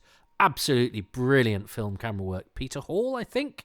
That's a beautiful use of shadow. But I mean, Peter Hall is the photographer, but Camfield is all over this. He does spooky. And that spiky thing, is it some sort of plough thing? You can see the spikes. So she's going up, but you've seen the spikes down below. I think it sort of breaks its back in this, doesn't it? And I'm sure in the book it lands on the pitchfork. I think there's a slight difference. God, I mean, I haven't read the book since I was in a tent when I was about, 8 or 9. Yeah, I still remember bits about it, Corporal Palmer, and I remember this bit. And I remember one of my brother's friends reading it, and he was really old, like 11, so he seemed so grown up. And I remember him being quite impressed by this bit in the book. And I remember thinking, if one of the big kids likes Doctor, this makes it feel good and proper. This is and a bit of this was cut when it was first released on video, wasn't it? Because it's really horrible. It's a pitchfork. Could have your eye out. I mean, literally. And it's really horribly done. And then brilliant. And that alien sort of caterwaul and that rounded mouth and then the dubbed sort of alien scream is absolutely brilliant. Just a bit of attention to detail, a commitment to go, well, let's try something that's a bit different and a bit strange, because those things can often stretch credibility or look a bit silly, and it doesn't at all. It looks absolutely terrific. Madra. It's called Madra. I also like it when the monsters get a name. Madra has but BritBox's subtitles call him Murdlar, but I'm sure he's called Madra. And yeah, good committed control manipulation there from John Woodnutt. That's a great shot. The Zygons look absolutely amazing on film. And she's sensibly gone to get the soldiers, but yeah, no, that's gone, and that's quite nice. the aliens covering their tracks, keeping themselves a mystery. That's all good. That means that the story can still unfold in a mysterious way. She's very good, and look, she's got a look on her face there that suggests the actress has got in mind what her character's just gone through on film, which she would have done a few weeks prior to that. But she's paying attention to her journey through the script. And this is nice that suddenly, not only are our friends potentially our enemies, but the Zygons are eavesdropping as well, which makes it very because this, I always forget actually how small this story is because it feels so much bigger. Very few guest characters. A lot of it centered around the regulars. Tom Baker is so good, isn't he? Look at the intensity in his eyes. He's always interesting. He's funny when he needs to be, but he's also dangerous and otherworldly. But look at I love the embryonic design, and it must be quite uncomfortable. And he's got the microphone there, hasn't he? And in his upper nodule, and but also the decision to have them whisper. It makes them have to sound a bit different from other monsters, and it works. It works. It gives them. I think they're probably, take away the regular monsters, the top five, as it were, Dalek, Cybermen, Sontarans, Ice Warriors, of the one-off monsters in Classic Who. I think they're probably my favourite. I think they, and it makes sense that they did eventually return in the Moffat era, and in fact, the Zygon two-parter has been chosen for Happy Times and Places. So I wheeled that out sooner rather than later because it would be interesting to contrast, because I think they do the double doppelganger stuff very well there, and of course it has that extraordinary ending with that amazing speech that Peter Capaldi does. Very different show from this, but this is beautifully spooky, and it just Camfield just makes everything seem real, and there's something about the Doctor charging about in a Land Rover that just makes him seem sort of capable, and I don't know. It just this doesn't feel like fantasy to me. It feels like sort of gritty drama with sci-fi elements, albeit yes, it is suitable for children at tea time, which is perhaps why the Harry acts obviously when he's a monster and all that. That's brilliant. Cut, isn't it, with the Doctor running towards the camera and over it and then cutting behind, and all of this beautifully stuff. It's not only a good picture composition, but it's got an eye to how the edit's going to go, that we're building up to the end of the episode, and Baker's great at that sort of stuff where he falls and gets back up again. You look at that, brilliant. Which is funny, but you never lose the sense that he's also desperately trying to evade this giant thing and he's so physically robust as well. He's so capable. He hurls himself into it. Big, strong Doctor. And he's even good at acting with a hat. And and he's great at all this stuff as well. Okay, that thing's burning him or whatever it's doing, and now it sticks to his hand, doesn't it? And he can't get it off, which is brilliant. That's a lovely little touch. You go, he calls it a fiendish thing, according to the subtitles. Now, I like the design of the Scarrison. But, I mean, it's only a model. It is obviously a model. But I remember thinking this was terrible. And that's very Ray Harryhausen, isn't it? I love the way you see its little foot move. That's not as bad as I remember. I remember I was slightly fearful of what the Scarrison would look like to my modern eyes. Now, I suspect some of the CSO looks better than it did on broadcast, and the jury's out on how we feel about that, thanks to the remastering and all of that. And of course, they're now going to do the Loch Ness. I keep forgetting that this is Doctor Who and the Loch Ness Monster, because I think of it much more now as a Zygon story. Now, that's he's quite out of focus there, isn't he, the Doctor, in order to get in order to get the Scarrison effect on there as well. But I mean, we've actually only had snatches of the thing, haven't we? And it's quite sensible to have it, have it concentrating on Broton for a lot of this, or the Doctor, because you don't get away with many of the Scarrison shots. Although its teeth there are pretty good. It is an attractive design. I think it's a decent model, but the scale doesn't help, because you kind of need more. You need more ripples on the facial movement for something so big. Do you know what I mean? The skin would ripple or creak, or you'd have viscosity. Yeah, it looks like a model, is what I'm trying to say in a poncy way. It looks like a model, but not as bad as I remember. I'm less hung up these days. But Peter Hall, great work on the film, camera work there, Peter Hall. I did not mind, with the caveat that it is probably, production-wise the weakest part of the show. I think the Scarrison is actually fine. I do not mind the Scarrison. Yeah, it's fine. It's fine. But there's plenty of stuff that is amazing. What's my favourite thing? Well, there's a number of things. I want to say the Zygon design, because I'm worried that Daisy will beat me to it. I'm loving what John Woodnutt's doing, although I'd love him as the Duke as well. So maybe I have to reserve him, really. But the Zygon design is the headline, really, of episode 2, because we only glimpsed them in episode 1. Love that shot of it outside the decompression chamber. I love those snatch shots of it, with its hands on the wheel. Camfield films them beautifully, and they look fantastic on film. But I think the best bit of episode 2.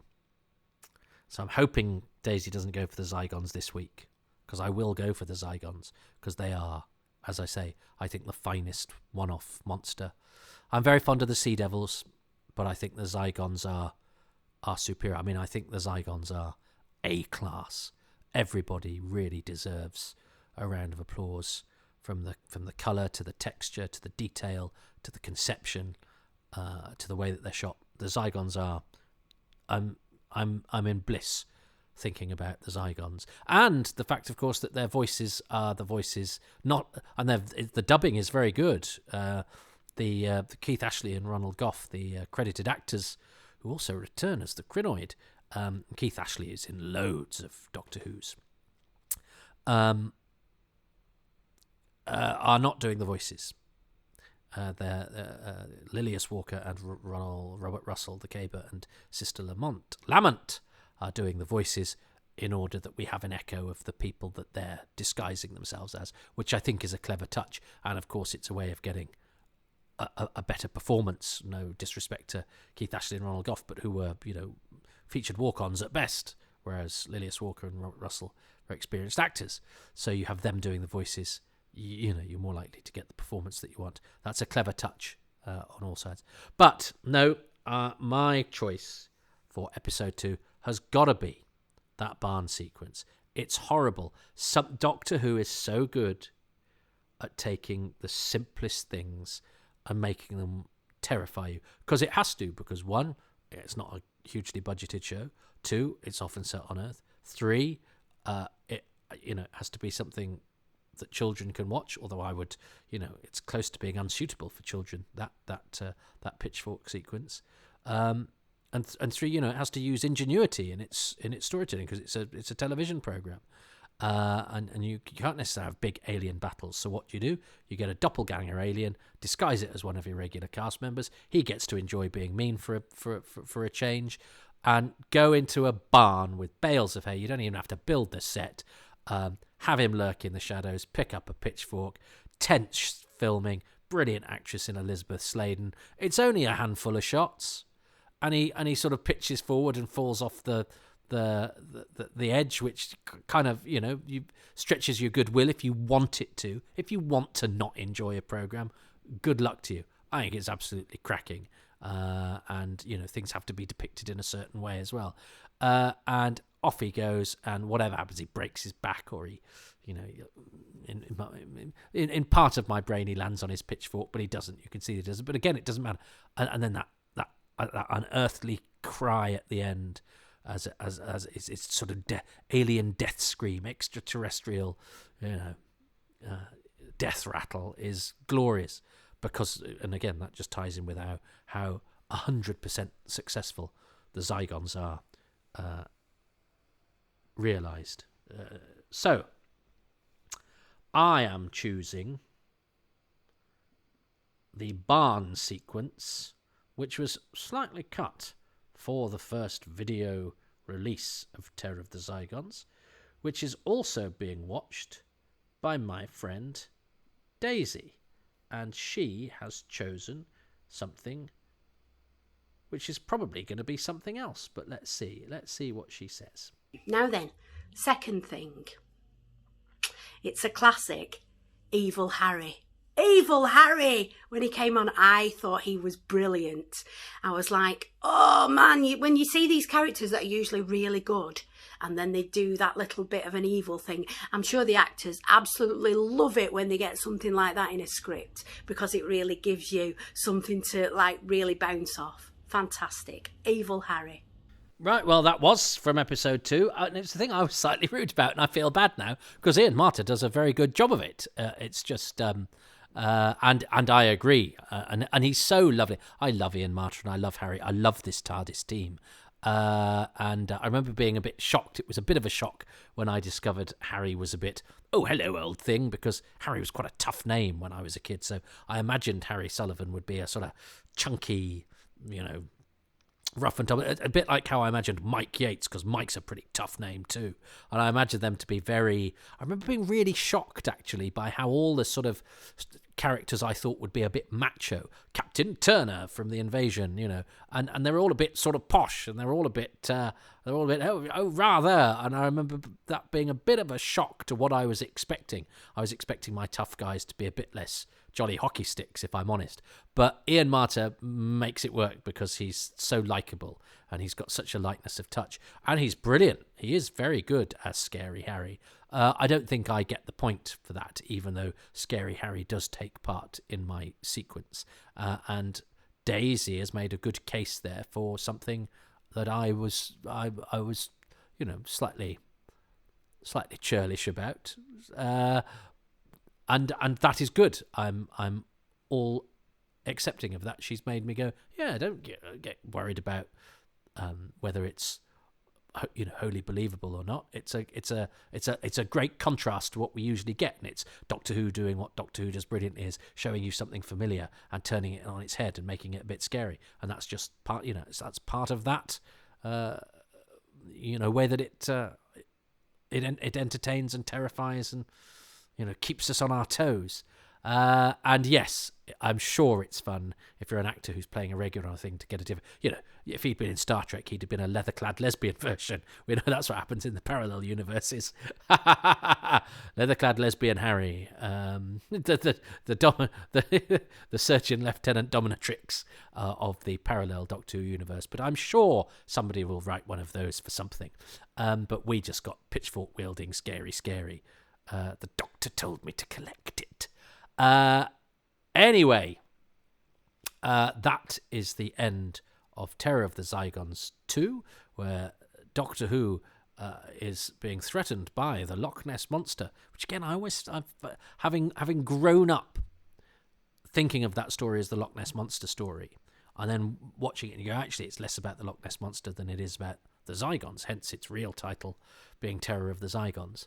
And now it's really weird. I've seen this story so many times, but I'm watching it unfold. I'm getting so many new and different... Well, it's not new because I'm familiar with it all, but in this context and in this way of watching it, and watching it with somebody else's observations as well, but watching it in this way, I am getting more out of it, different things out of it.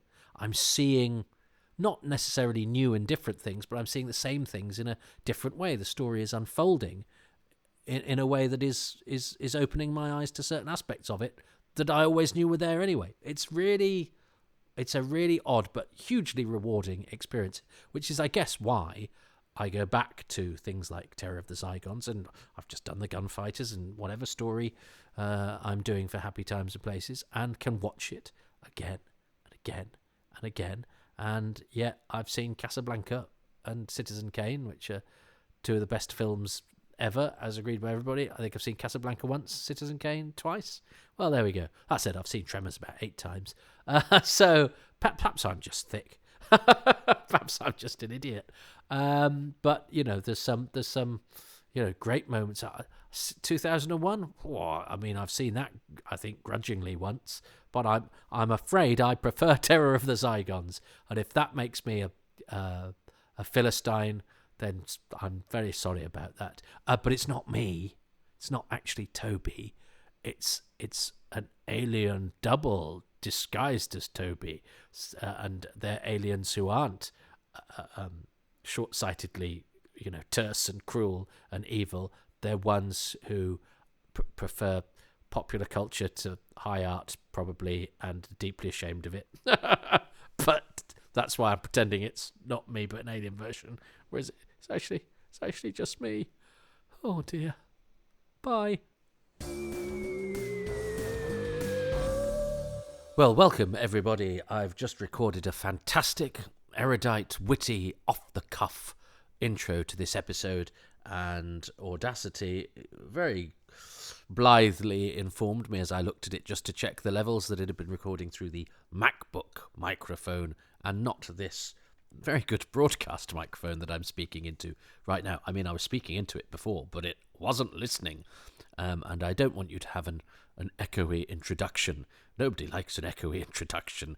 So I'm doing it again, and will not be as witty, erudite, or spontaneous as I was on the first one. So having started with the end of Bullseye by saying, here's what you could have won, I'm now here to introduce episode 3 of Terror of the Zygons, a story that unusually for this, because I usually sort of dive in, the whole purpose of this really is for me to be able to just dive into an episode, say what I see, and try and mine it for gold without doing any preparation, without doing any research, because the other podcasts that I do take quite a lot of preparation and research.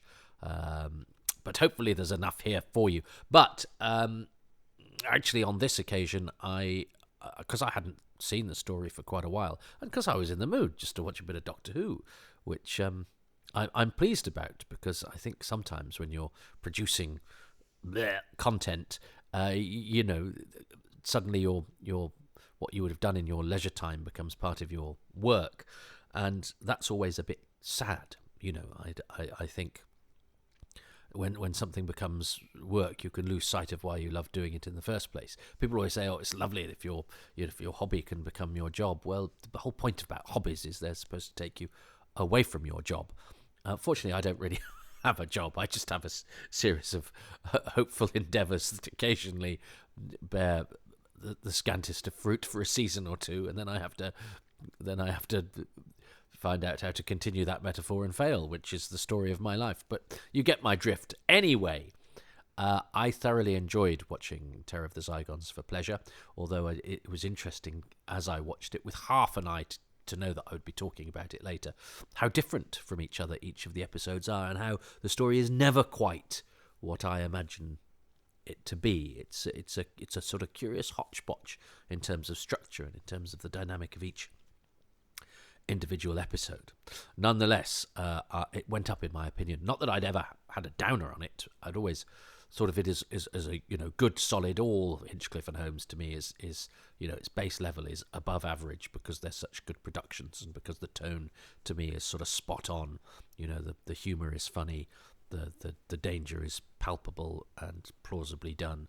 The production values are pretty rigorous, and it all has what Philip Hinchcliffe refers to as muscular storytelling, which I rather like. It forms a solid backbone to a presentation of a fun, witty, science fiction, mad science fantasy But if it has that muscular dynamic, it makes the child in me feel like I'm watching something pretty important, pretty tough, which always makes the child in me feel a little grown up, and the child in me always liked feeling a little grown up. Now, I think what we need to do today, as I rapidly approach 50, is that being in touch with your, if you're grown up, trying to retain some of your childhood sense of wonder and joy and lack of cynicism is important. So the grass is always greener, I suppose. But the thing that you haven't got is the thing you should always try and keep in touch with, just as a reminder, I think. But anyway, we have got Terror of the Zygons. We've got all of Tom Baker's Doctor Who stories, and aren't we lucky? I think my main problem with the Zygons in the past has always been, my main couple of problems. Well, no, my main problem is it's the Scarrison. It's big enough for two problems, but that always made me sort of see the story as compromised in execution. What I could never show to other people. But then, of course, in that excellent Doctor Who magazine article, the class of 7G, one of them was Mick Jagger's child, I seem to believe. To see if modern kids could handle old Doctor Who, they were quite cool about it. They were like, yeah, old special effects, fine, can live with it. And in fact, my kids never even had a problem with black and white. I mean, I didn't show them much Doctor Who because I thought that would be indoctrination. So neither of them are fans. But they're like, yeah, old special effects are fine. I don't know why I've made them speak like that, because I've noticed that modern young people do funny things with pinching their vowels. In fact, they sort of owe them a bit like the Zygon's mouth. Old TV dad. Do they talk? They do. There's something funny about the modern vowels. Anyway, we don't want echoey introductions, and we don't want people destroying our vowels. So let's go to a time when everything was better. The 17th of September 1975 was better because I was barely 2, so I had no issues with anything. It was all taken care of for me. In a Doctor Who story written by Robert Banks Stewart, directed by Douglas Camfield, scored by Geoffrey Bergen. Only 2 stories have those 3 things going on at the same time, and that's The Seeds of Doom, which I've already done and loved, and this one, which is Terror of the Zygons. We are on part 3. I'm accompanied by Daisy Connolly, and I'm going to see what she thinks of this episode after I've done this one myself. So let's see if we can mine it for positives. Come with me to the moors, and we will see if Doctor Who escapes from the stop-motion Scarrison with its excellent flipper action. On a count of 3, 2, 1.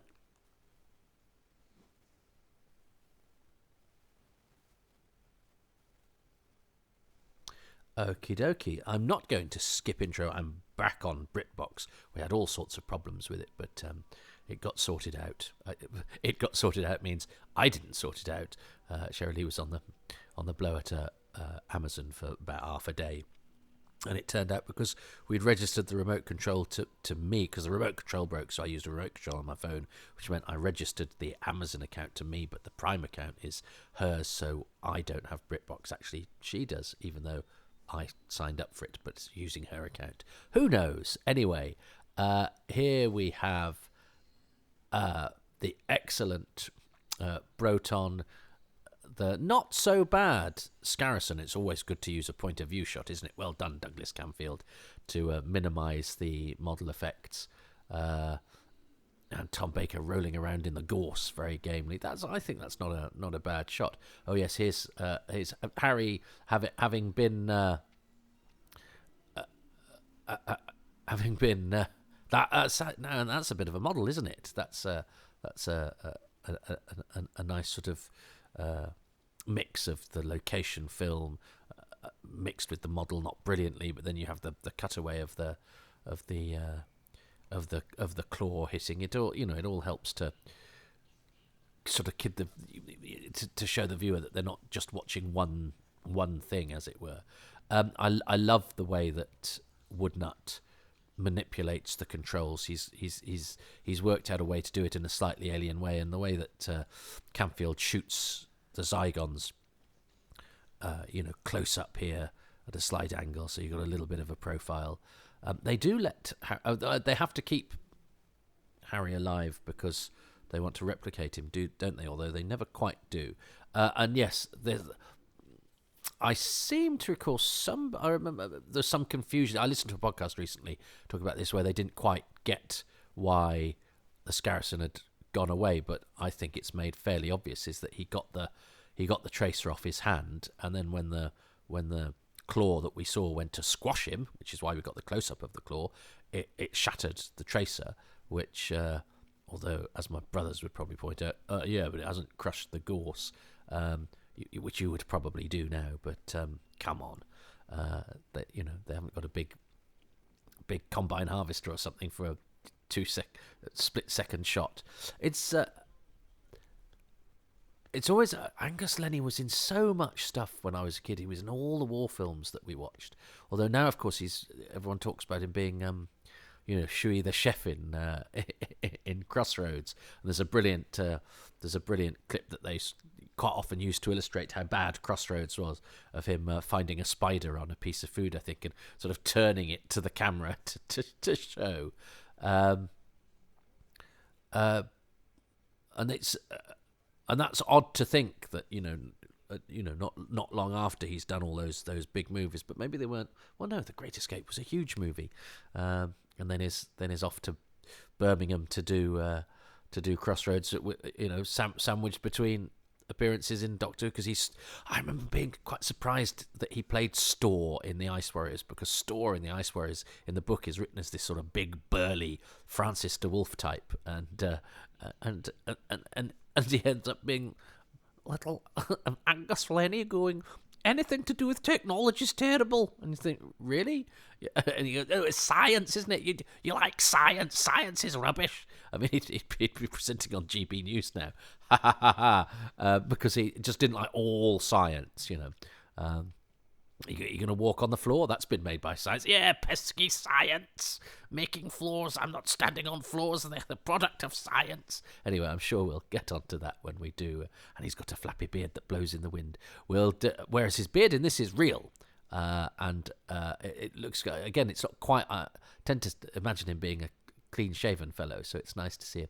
Anyway, look at this. Look how delighted the Doctor is to see Sarah Jane, and vice versa, and she's got such gusto, hasn't she? They're a great combination, because he's slightly detached and he's a sort of Sarah is a sort of conduit between Tom Baker's Doctor and the Brigadier. There is a slight distance, I feel, between the Doctor and the Brigadier, because this Doctor is slightly more alien than Tom Baker's, than John Pertwee's. And I rather like that Sarah acts as a sort of go-between between the Doctor and the Brigadier, and Courtney is very sort of down to earth and straightforward, and Tom Baker is almost deliberately, sort of obtusely detached and alien. And I think that's a slightly, Pertwee was pesky and testy with the Brigadier, but there was and there's underlying affection in both characterizations.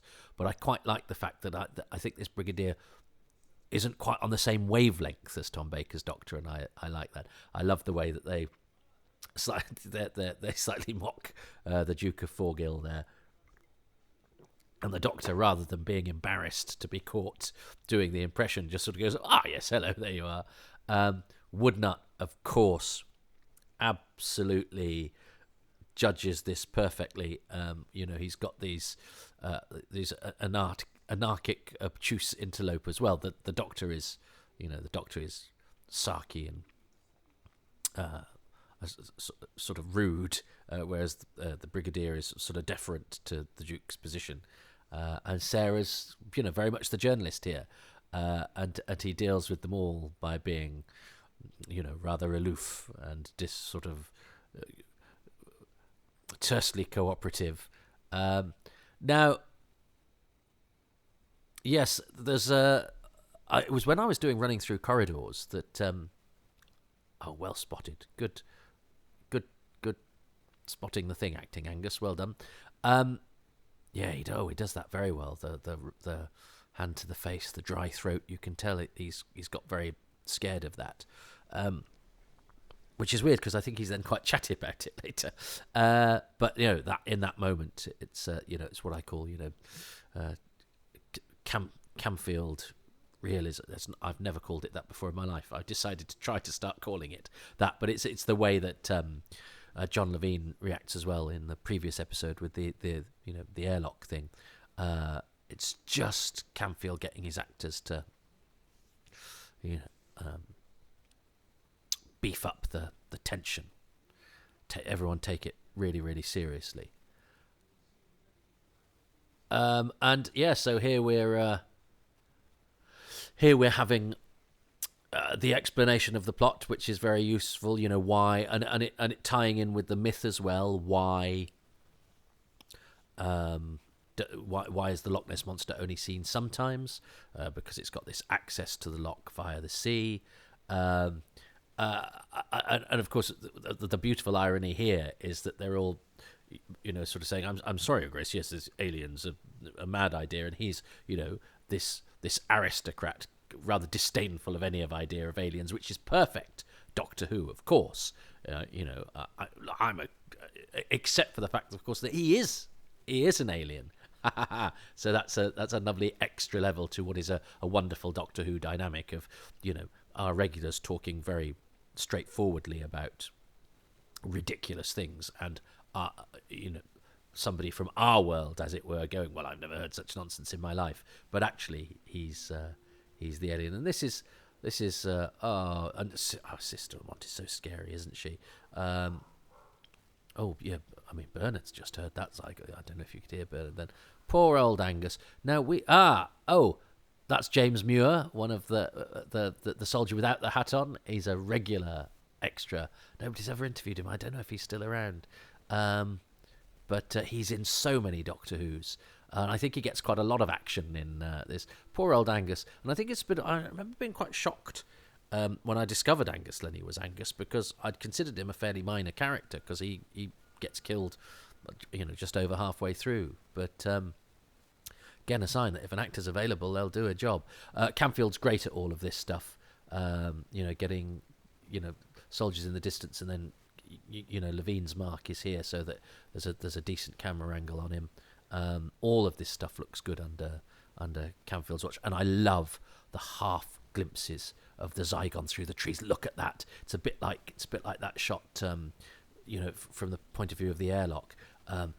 Just having, it's such a great looking alien creature that a glimpse of it in a distance, flitting through some trees, is a marvelously alien thing, and it doesn't linger on it. Its effectiveness is the fact that it's in the distance and it's only fleeting, and that's not because it's a bad costume. There's James Muir again. He's got his hat on now. He's very recognisable. He's got a sort of flat boxer's nose and slightly sunken eyes. But he was. I know a lot of directors found him a very reliable supporting artiste. But it's not that the Zygon costume is bad. But it's still showing restraint. Sometimes you can have a brilliant thing, but still only showing a little bit of it is much more effective. And that's a sign of a director who's, it's like with writing, they say kill your babies. Sometimes some of the best bits have to go in order to help the piece. You've got this brilliant costume, and the temptation might well be to, show it from its point of view, or have close-ups of it, hiding, watching the soldiers, or doing all of that, but actually having it a barely glimpsed thing, because the costume could stand the scrutiny of the close-up and would look glorious on film, I'm sure, because they look pretty damn good on videotape, and film always makes sort of glistening alien carapaces that are actually latex look much better than videotape. So admirable restraint. Camfield, or I suppose Camfield with his military thing he'd be Admiral Restraint. Well, no, it's the Navy, isn't it? Michael Bryant would be Admiral Restraint. Anyway, stop. I'm now mixing Army Navy metaphors with / Doctor Who director combos, which I think is a little too niche even for this. I also quite like the fact that they've got no suspicion at all that the Duke of Forgill, who's been patronising and aloof for the whole thing, is in any way a bad guy. because that's just how the aristocracy are. And I love that Sarah is left. It's the, I suppose it's the modern day, if we're talking of this day, equivalent of the twisted ankle, but it's much more positive. Sarah is left behind because she's the one that's going to be doing the research and the investigating, because she's the journalist. This is Peter Simons, who is still around, still working. We I think we did consider getting him for the commentary because we had so few people. He's actually had a very decent career. In the book, this soldier is Corporal Palmer, who's also in The Three Doctors I mentioned last week, and it was a nice sort of tying up of the sort of random unit corporal, and that soldier, having only that bit. Well, why not make him Corporal Palmer, who's the corporal played by Bernard G. High in episode 2, and sort of tie it all together. But Peter Simons, I did email him about who's round, actually, because Zygons was a toughie for me. I got George Galaccio in the end, which was great. But he never replied. He's a friend of a very elderly actor I know called Kim Grant, who is one of the last survivors, if not the last survivor, of the credited cast of Quatermass 2. And I visited him again recently because he lives near the hospital that I go to for my psoriasis checkups. So what I do then is I try and I make a trip to the hospital better by visiting the actors I can in the area. So I visit him, and I usually pop in to see Christopher Benjamin, who lives just up the road as well, who is best friends with David Graham. I have a very odd social calendar.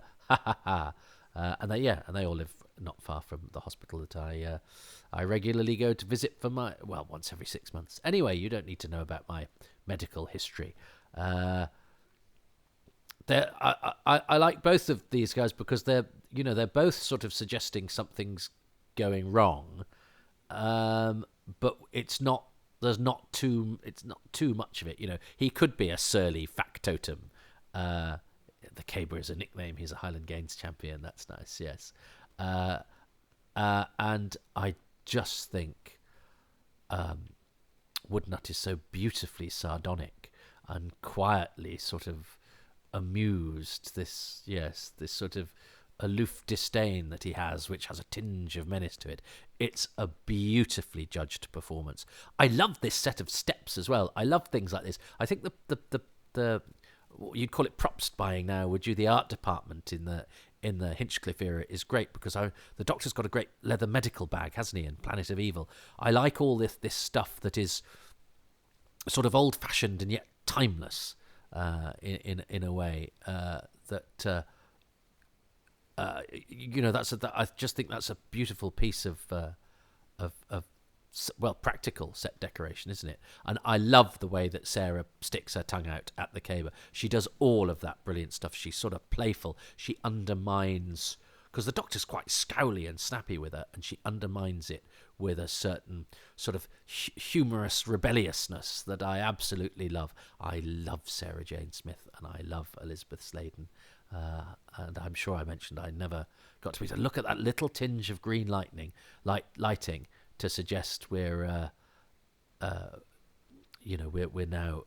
in the sort of crossover between Forgill Castle and the Zygon spaceship. Now my brother's probably watching this. I don't know why I'm imagining my brother's watching this and being rude about it. Go, well, that torch was handy there. Well, presumably the Zygons use that torch. It's and why wouldn't you? And they go, well, why haven't I got an alien torch? Well, why have an alien torch when you can have an actual torch?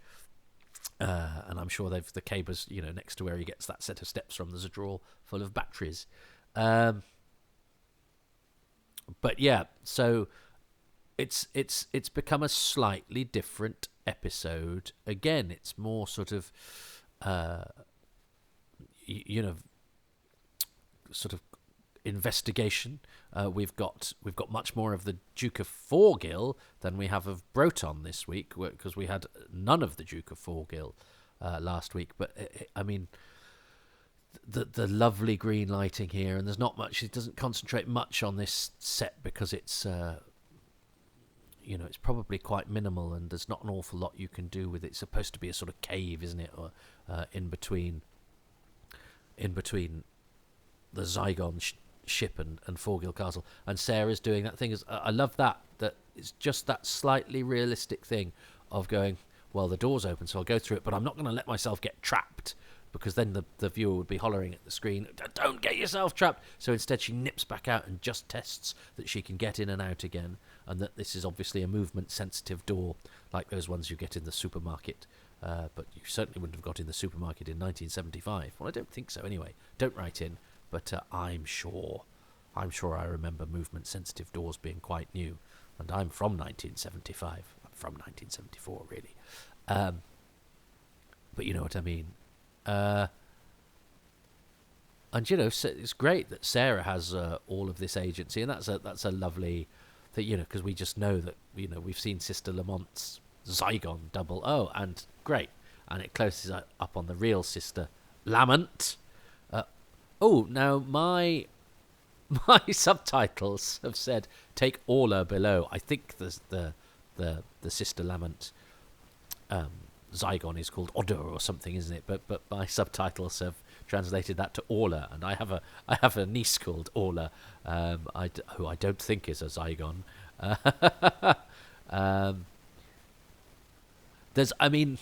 Yes, this is one of the areas where the brilliance of the production makes me forgive the kind of fact that there's not very much security in the Zygon spaceship.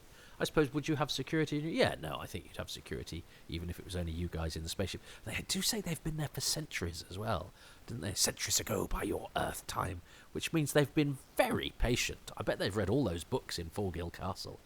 And I remember this photo being in the inside cover of a Doctor Who magazine, and I think, did I use it as a poster? I loathe this abomination. I was slightly laugh at that because basically we need to cut away from Sarah and Harry in this brilliant shot of them hiding and bathed in this alien luminescence, and we need to cut to the Zygons in human form, and we need to hear them so that Sarah and Harry can register them. So it's like, I better give the Zygon a line of alien dialogue, and I loathe this abomination of a body, says poor old Lilius Walker, which is it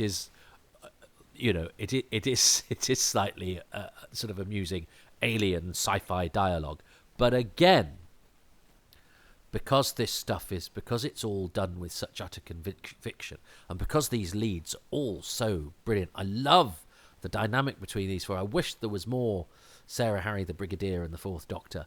Now, but this bit's with look how great Tom Baker is. He's just coolly there going, I need to assess that you're not the bad guys. And then as soon as he's sure, he breaks into that wonderful toothy grin. But I always find this bit a bit weird, that Doctor Who goes off and we're told it all from off screen, and then the Zygons, who we've never seen in this set before, are suddenly like interlopers in the sort of normal spooky castle investigative drama. We suddenly have them, and even I know they were we saw the one that killed Angus, but that was largely on a CSO background because Sister Lamont had changed into the Zygon. So I still feel a slight sort of disassociation from that. Whereas this, suddenly seeing them here enter and having not seen what's happened to the Doctor, part of you goes, oh, that's quite a sort of cheap and easy way of orchestrating the action. He goes off, you hear the scream off, and then you see the Zygons, and it's sort of like noises off. But the other side of that is, we don't actually know what's happened to the Doctor. And so what is definitely a sort of cheap and easy to orchestrate maneuver also becomes dramatically quite helpful, because we still haven't seen what's happened to the Doctor. We've just heard him scream, and we've seen the Zygons sort of warning them and going, don't follow us, we've got the Doctor. But it is a sequence that always slightly takes me by surprise, because it's unusual to see the Doctor, I think, go and investigate a place and us not follow him, but instead hear him as sort of othered as it was, and he's back. I was wondering, I couldn't remember whether we actually saw him again this episode. I wonder if it would have been more effective if we hadn't seen the Doctor again in this episode. That shot maybe has has diminished. But look how good this lighting is, this shooting is. I love the way that, Camfield must have been cock-a-hoop about those costumes. And these, I always wonder in things like this, when they blow up real bits of water, did they kill any fish then? They've certainly killed some worms, wouldn't they? Some animal life will have died by that explosion being rigged in that real body of water.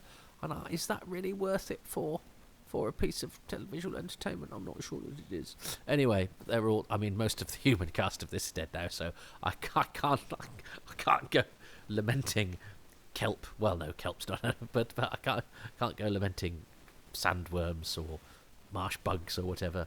I remember an early summation of this that I'd read saying that, I think it was in the Doctor Who archives and fact file actually in Doctor Who magazine, that the Scarrison was no good. This is all great stuff as well. People covering their ears. You have the sound put on afterwards, and it all just builds the momentum of the episode to a climax, visually and aurally. But saying that the Zygon spaceship was not particularly good. But I think the underwater model is good. I think that model of it coming out of the water is excellent. I think it's that the CSO of this final shot isn't keyed brilliantly. It's improved now, I think, thanks to the restoration team. But I know, but I think some people don't think the external design of the spaceship quite works with the internal. But I think the spaceship's okay. That last CSO shot isn't amazing, and it's unfortunate that the cliffhanger to episode 2 is the Scarrison. The cliffhanger to episode 3 is some not great CSO, and the climax to episode 4 is as we will see, a puppet chewing a thing, which I wonder if that is a bit of a blow from which Zygons, which make Zygons perhaps sit on the outer reaches of the classics lists. I don't know where it was I don't know where it was in the latest Doctor Who magazine poll, where I think it actually did quite well. So maybe I'm just speaking personally. Maybe it's my hang-ups. Maybe it's what's prevented me from appreciating it. But again, what another lovely episode. I love all the spooky investigative stuff that they do in the castle. I love John Woodnutt as the Duke of Forgill. I think he's so good. But I love the whole dynamic of the regulars. I love all of... Well, those 5, let's add Benton to the mix, because John Levine is always at his best with Camfield. Well, he's always at his best with the dramatic stuff with Camfield. I think he's... I love his... when he does the humorous stuff, when he enters the TARDIS in The Three Doctors, and when he tells John Pertwee to knock him out in Invasion of the Dinosaurs. I love those bits. But he just ups his game on the dramatic stakes, and seems just a bit more confident when he's with Camfield. And I love this dynamic of these regulars. And I like the fact that it still feels part of the setup we've been used to for the past, few years of Pertwee. But also it does seem like it's moving away from it. So it's this strangely sort of sad transition that isn't disdainful of what's gone before. It's not trashing the unit legacy. It's the Brigadier. Although I noticed that Nicholas Courtney is credited after John Woodnutt, so he's very much having had second billing in season 8. He's now not even first billed guest actor. Anyway, that's all the sort of stuff that only bothers me. What do I like about episode 3? Well, I adore the fleeting shot of the Zygon as it is pursued through the woods. I love all of the filming of the Zygons within the spaceship. I love that investigative stuff. I love them nipping over to Forgill Castle and all that explanatory stuff that gives us the logic of how the Loch Ness Monster is only occasionally seen, and how the Zygons carry out their day-to-day stuff, and how they've managed to remain hidden but active, and all of that stuff, which I think is good adventure plotting. But then we've got the sort of doppelganger body horror thing. I love that we have a bit of blood. We very rarely have blood in Doctor Who, but a bit of blood on on Sister Lamont's arm because she is the Zygon who's been shot in the arm. And of course, any doppelganger story has always got a really exciting and scary element to it. The parody of humanity. Even though it does have, I think the Harry being given free reign of the spaceship and Sarah being able to get in and sort of rescue him without an alarm going off or anything is that lesser stories I would have ripped a new one for that, but I don't kind of mind.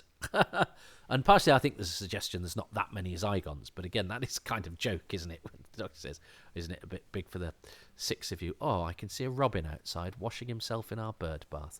That makes me very, very happy. As does, he's having a great time, he's loving it, he's getting right under his wings. Mate. The simple pleasures. Now, good, I've got a very refreshed robin now charging about in the garden. My favourite, I think, episode 3. Now, I definitely want to choose John Woodnut because it's such a wonderful performance, and I think he really, I really love what he does in episode 4, but he does plenty of stuff here, and I kind of want to get in there with him. Do I? Am I playing a tactical game? That never ends well for me. What else are things that are? Is there anything that I can choose that's particular? Well, I do like the chase of. I love that shot. I love that shot. That barely glimpsed shot of the Zygon in the trees. Maybe I'll save Woodnut till episode 4 because I know that guest stars and guest actors are very much my sort of thing, and Daisy might not choose that, or might be late to choose that. Maybe I have to choose the Zygon design now because she's chosen the spaceship and she's chosen Evil Harry, and we have to choose the Zygons, don't we? And I chose the end of episode 1 and the pitchfork scene. So I think I have to choose the Zygon design now. Because I think if she is going to choose the same 2 things as me, and I don't know that she will, I need to get in there sooner rather than later, and I think I'm on borrowed time. I'd have chosen the Zygon design for episode 1 and the Zygon design for episode 2, and it's interesting that brilliantly shot though those interiors are in the spaceship, and the way that Camfield frames the Zygons in close-up and in slight profile, or favouring Broton with one behind him or whatever. The actual shot I really love is the one of it in the distance. It just goes to show that a brilliant design can stand up to sort of different ways of shooting, and be compelling in different ways. Just that, I love that half glimpse shot. I don't know why.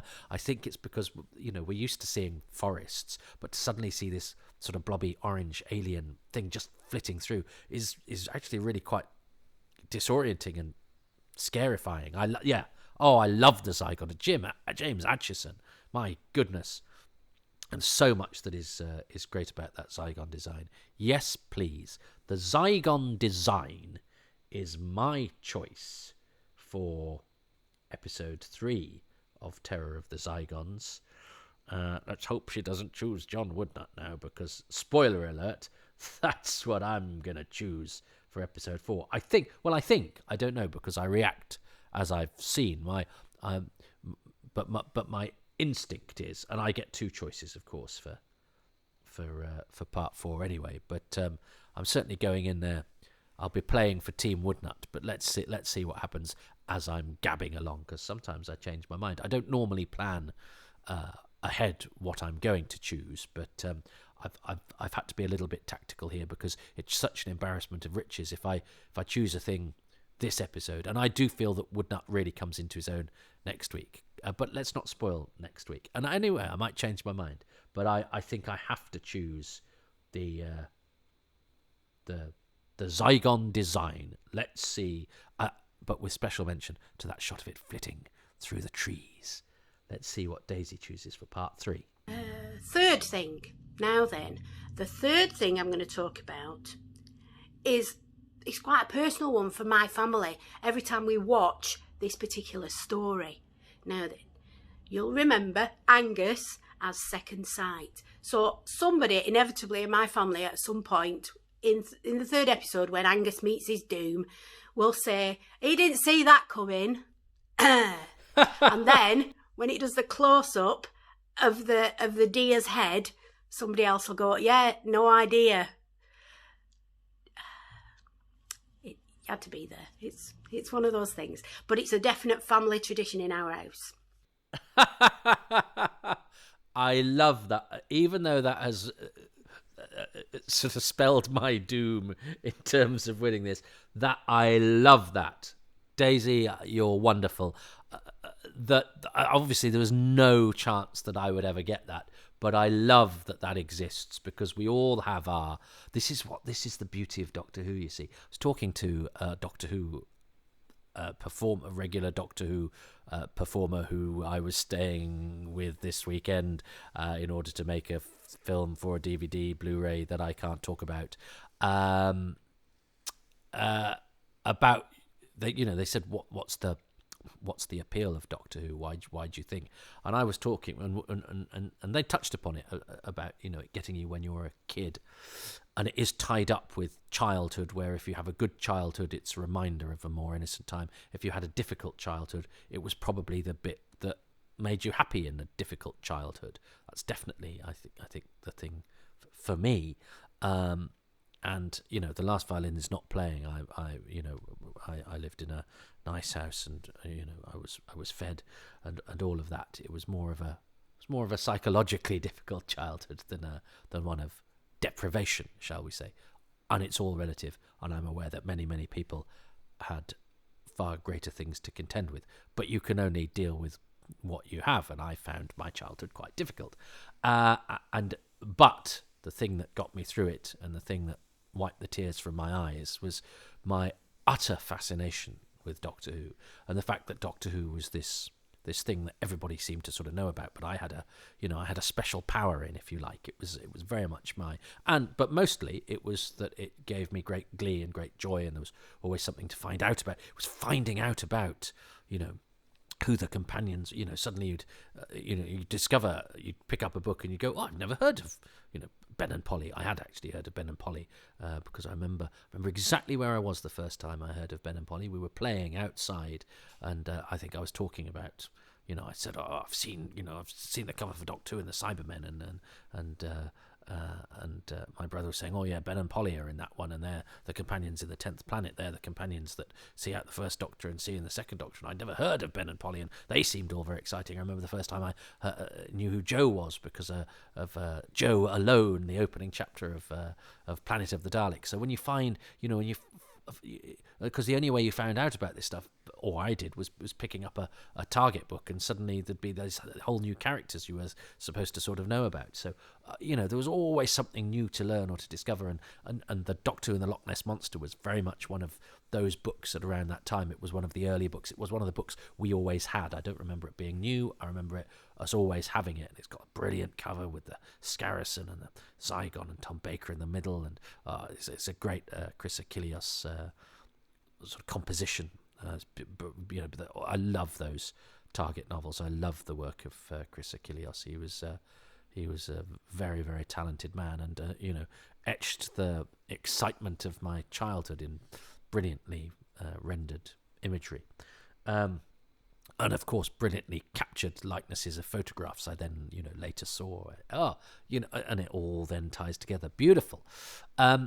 But of course, we all have our things that we do. Interesting that I invoked my cynical brothers being cynical about it, because I'm even though they'd grown up captured by and loved Doctor Who. And in fact, I remember one of my brothers talking in hushed tones about Zygon Harry and how scary Zygons was. But then they got to a certain age. There's 4 years between me and the next up, which is my sister, and then there's a year of my brother, then there's a year and another brother. So I've got 3 older siblings, but who are all quite close together, and then a bit of a gap to me. So of course, not only was I younger, but when I was a sort of snivelling teenager, they were older teenagers who, of course, think younger teenagers are idiots, and they had outgrown childish things, as it were. So I would hope they'd wander in and see me watching a Doctor Who and go, "Oh, this is amazing," but usually they'd go, "Why have they done that?" or "That's rubbish." I mean, I've just invented some that they might have done whilst watching Terror of the Zygons. Although I have to say, I remember watching Pyramids of Mars when my brother walked in, and him telling me that that's when Doctor Who was good, and it was this modern stuff that was rubbish. So things change and things stay the same in many, many ways. Anyway, but it is tied up with family, and I do think of my family dynamic in terms of Doctor Who a bit. I wish I'd have sort of liked to have had Daisy's stuff with family joshing, having fun. Although no, maybe I wouldn't have done, because if I'd been watching that and my family had said, "Well, he didn't see that coming," or no idea, I'd have probably got really prickly at that time, because I needed absolute concentration in Doctor Who. I didn't want people heckling it, or even in good humour. There's a place for good humour. There's a place for fun, and it's not in Doctor Who. But because that was me at the time, because I didn't want it spoiled. So and to be fair, my family tended to very much. I wasn't allowed to I wasn't prioritised for much, because I was the youngest, and usually what the three of them needed to do, was there was more likely to be a thing that suited all three of them and not me, than there was a thing that suited me that all three of them could do. So so I never often felt particularly sort of prioritised. But to be fair, my absolute devotion to Doctor Who was understood and accommodated, so there would be no question of, when Doctor Who was on, anybody watching anything else. I mean, if I was watching it on video and they wanted to watch something, I'd get booted out, or whatever. But my love of Doctor Who was tolerated, and it was accommodated and accepted, mildly piss taken out of as well. But that's that's kind of what the dynamic was anyway. So I also sort of slightly envy Daisy's dynamic, but that's not to say that our dynamic didn't have that, and that was entirely everybody else's fault. As I say, I was a little bit touchy and a little bit defensive about Doctor Who. So even if my family had probably thought they were just joining in and having a good time with that, like Daisy's family obviously do, that was a shared communal family joke. I love that. I think that's very sweet.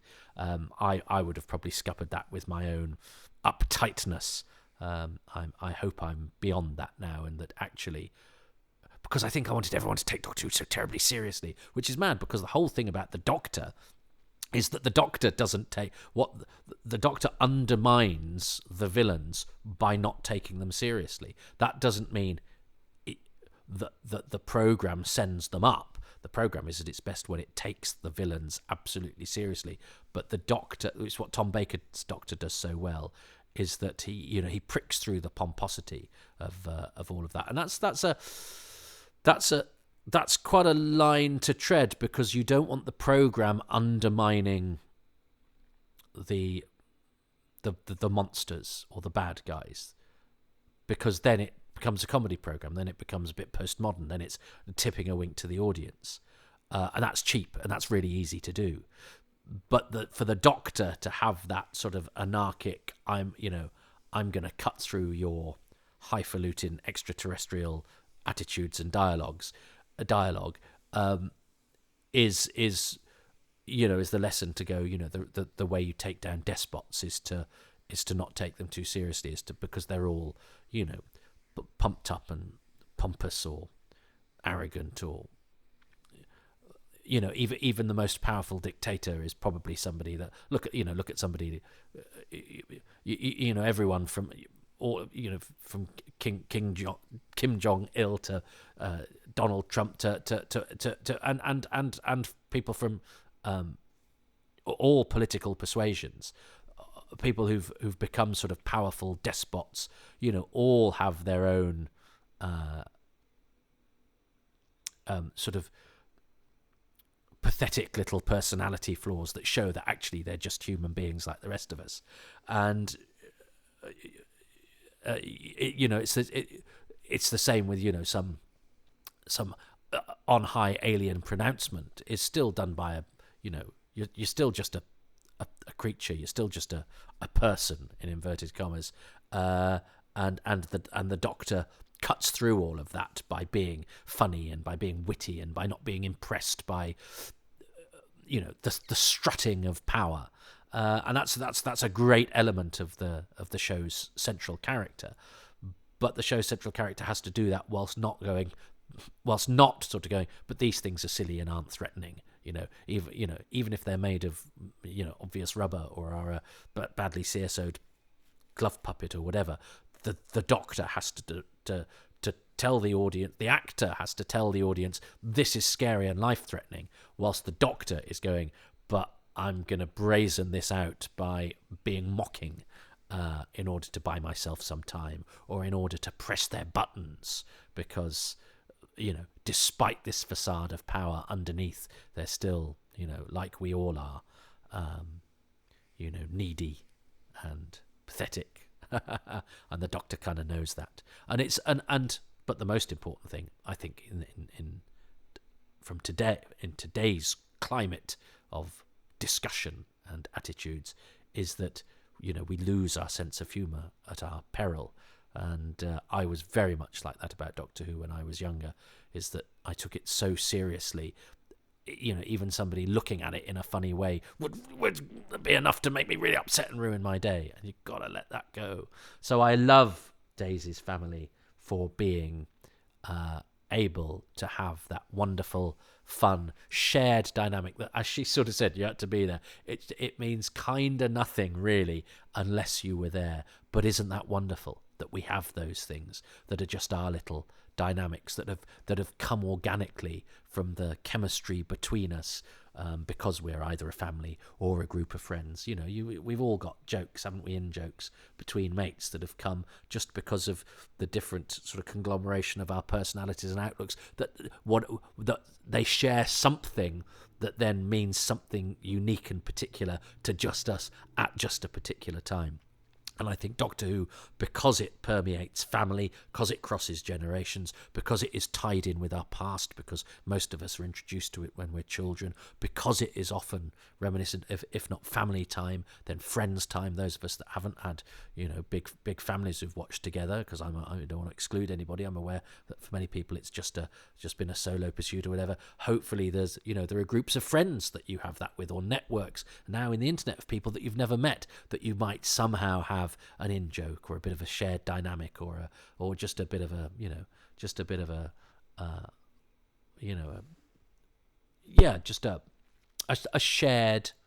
shared dynamic. I think is I've said it. I always stretch that. I always try to just go that little bit further and run out of steam. Which let's stop this episode from doing that. I think that ship may have sailed, Toby. But anyway. I enjoyed that. I particularly loved Daisy's choice. I was never going to get that in a million years. Wouldn't it have been great if I'd gone, I think my favourite thing about episode 3 is the thing that the Connolly family used to do. Anyway, thanks to Daisy. Thanks for listening. Let's see what happens when the spaceship goes to London in episode 4 of Terror of the Zygons. But that is next time. In the meantime, thanks for listening, and I hope you, like a robin in a bird bath, have been refreshed and invigorated by this. You won't have been. That's the last thing this will have done. But I was just trying to tie it neatly all together. You really had to be there. Welcome, everyone. As I record this, the blasting heat of summer has transformed in a matter of moments into raindrops the size of balloons, and now I was just about to take Bernard the dog for a walk, and he refused. He loves going to the park because I think he can tell that those grey clouds that are mingling above are gonna, as they mingle and grind and crunch against each other, they're gonna make each other weep, and their tears will fall upon the earth and make for rather a drizzly and dreary walk. So Bernard ain't going anywhere. He's sitting feeling very sorry for himself within arm's reach. I'm scratching his nose as we speak because he's been too hot today, and now it's a bit too thunderous to go outside. So I say all of this only to try and draw in the atmosphere. They've been lovely light summer nights of late, and appropriately, as we draw an inky cloak over terror of the Zygons, the night itself has suggested that the heavens may be quiet, but they're never empty, and there is a sort of ominous. There's something I feel so it's quite muggy.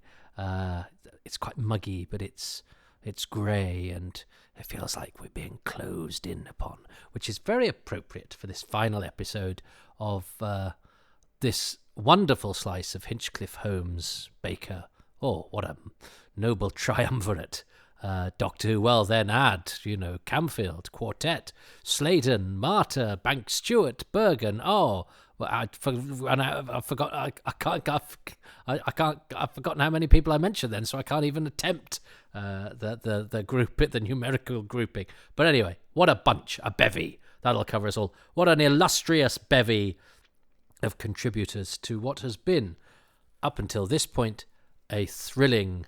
As I said, there were flaws with 2 and 3, but covered by production and conviction. But part 1, I think, has been as a perfect instalment as Doctor Who as one could possibly have had. And now we go to part 4, which was always, as I say, I think I saw the Scarrison before I saw anything else really of Zygons. I may have seen the odd clip here and there.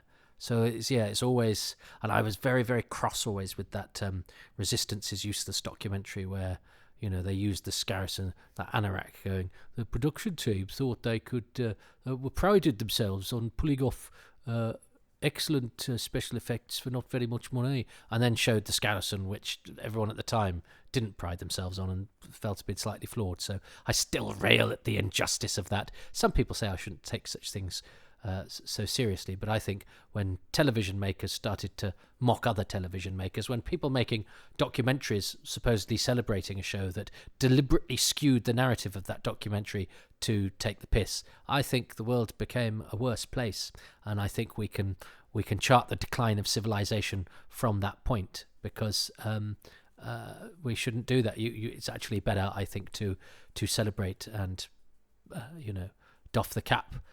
Or certainly, you can acknowledge something isn't pulled off, but not in a sentence where you're saying production teams prided themselves on pulling. There are plenty of special effects they could have shown that were good. So they were having enough because they were in charge of the edit. So they were abusing their power because they could have done anything there, and they choose to do the one that took the piss. For those of you that don't know what I'm talking about, it's a documentary called Resistance is Useless that launched a repeat season of old Doctor Who and thought the way to do it was to take the piss out of Doctor Who. They even, and again, instead of showing a list of great acting moments, they showed a bit of actors going over the top. Which again you can choose from 26 years of history if you want to, and then and you go and you think people are now going to watch this repeat season that you've put out after you've just essentially ratnered this. It's not a thing I like because, well, I don't know, I tend to appreciate Endeavour, and it's very easy to, it's making television programs is hard. It's very easy to take the piss, but the people from television should perhaps know better. Anyway, that's because I'm dry and humourless misery guts. Anyway, so with that in mind, let's watch this in no way dry and humourless slice of Doctor Who. We've been in the company of Daisy Connolly, who has been a brilliant advocate for the show, and to whom I must apologise because I suspect this video I have it on pause. She's just finished what she's saying about part 3, so I don't know what she's going to say about part 4, but she's paused there, frozen in time, I think from during the pandemic, so a while ago. But good things come to those who went. I mean, the Zygons came centuries ago, didn't they? They've hung around for ages doing whatever it is they get up to. So I hope Daisy has been okay. I'm sure she's not been waiting. Oh, when is Toby going to release that podcast with me talking about Terror of the Zygons. Anyway, it's now, Daisy. So listen, we are going to watch episode 4 of Terror of the Zygons, and we are going to press play in 3, 2, 1. How exciting. I've thoroughly enjoyed this, by the way, so I hope we continue with part 4, which is playing now, but I can't hear any of it. Why is that? Ah, I can. Okay, so the sound was just down a little bit. It's always nice for you to have a little bit in the background, although I know that almost everybody does not watch these with the pictures. This is what you listen to on your way to work, or even better, while you're at work and supposed to be working. Anyway, part 4. Do you know, I'm if you asked me which ones are episodes and which ones are parts, I might struggle. I know Ice Warriors is just 1, 2, 3, 4, 5, and 6, not part or episode. So here we go. I do like a leather glove, all that sort of stuff, all that sort of, genuine military hardware, and the Brigadier's jumper and all of that. And it somehow all looks more realistic in a Douglas Camfield story. I don't quite know why. And here we are. It mustn't have been very comfortable for John Woodnutt with that sort of embryonic body language that he has. And Ronald Goff, that's Ronald Goff, I think, as that Zygon. I think he ended up running a toy shop. He's interviewed on the I Was a Doctor Who Monster video that Real Time Pictures did. But he and Keith Ashley are also the Crinoid, so they obviously enjoyed pairing up to play monsters together. But Keith Ashley went to play the Dalek in Destiny of the Daleks, and Ronald Goff didn't. You have to come out and throw a tentacle. I love that. Look, I think this is a great episode for John Woodnutt, who, spoiler alert, is probably going to be one of my things. I have to choose my favourite thing about the episode, and of course, bonus thing for the whole story. And the story sort of changes tack a little bit here, doesn't it? Nice grouping there from Camfield. We're making use of his extras, having them sort of further back in the shot. James Muir standing up. I wonder if he knew somebody, because he seems to be getting all the hero shots as far as the extra equivalent, which is being the most prominent person in the background. But still, nonetheless, he gets a fair slice of the screen time. But again, Camfield makes all of that stuff look really good and really plausible and really real. Nice to see Sarah sort of doing her job, going through papers and being smart, and she's not asking anyone for permission to do what she does. She's not asking anyone's help or for direction or guidance. She's she's leading this. This is what she does. This is her bag, going through all of this stuff.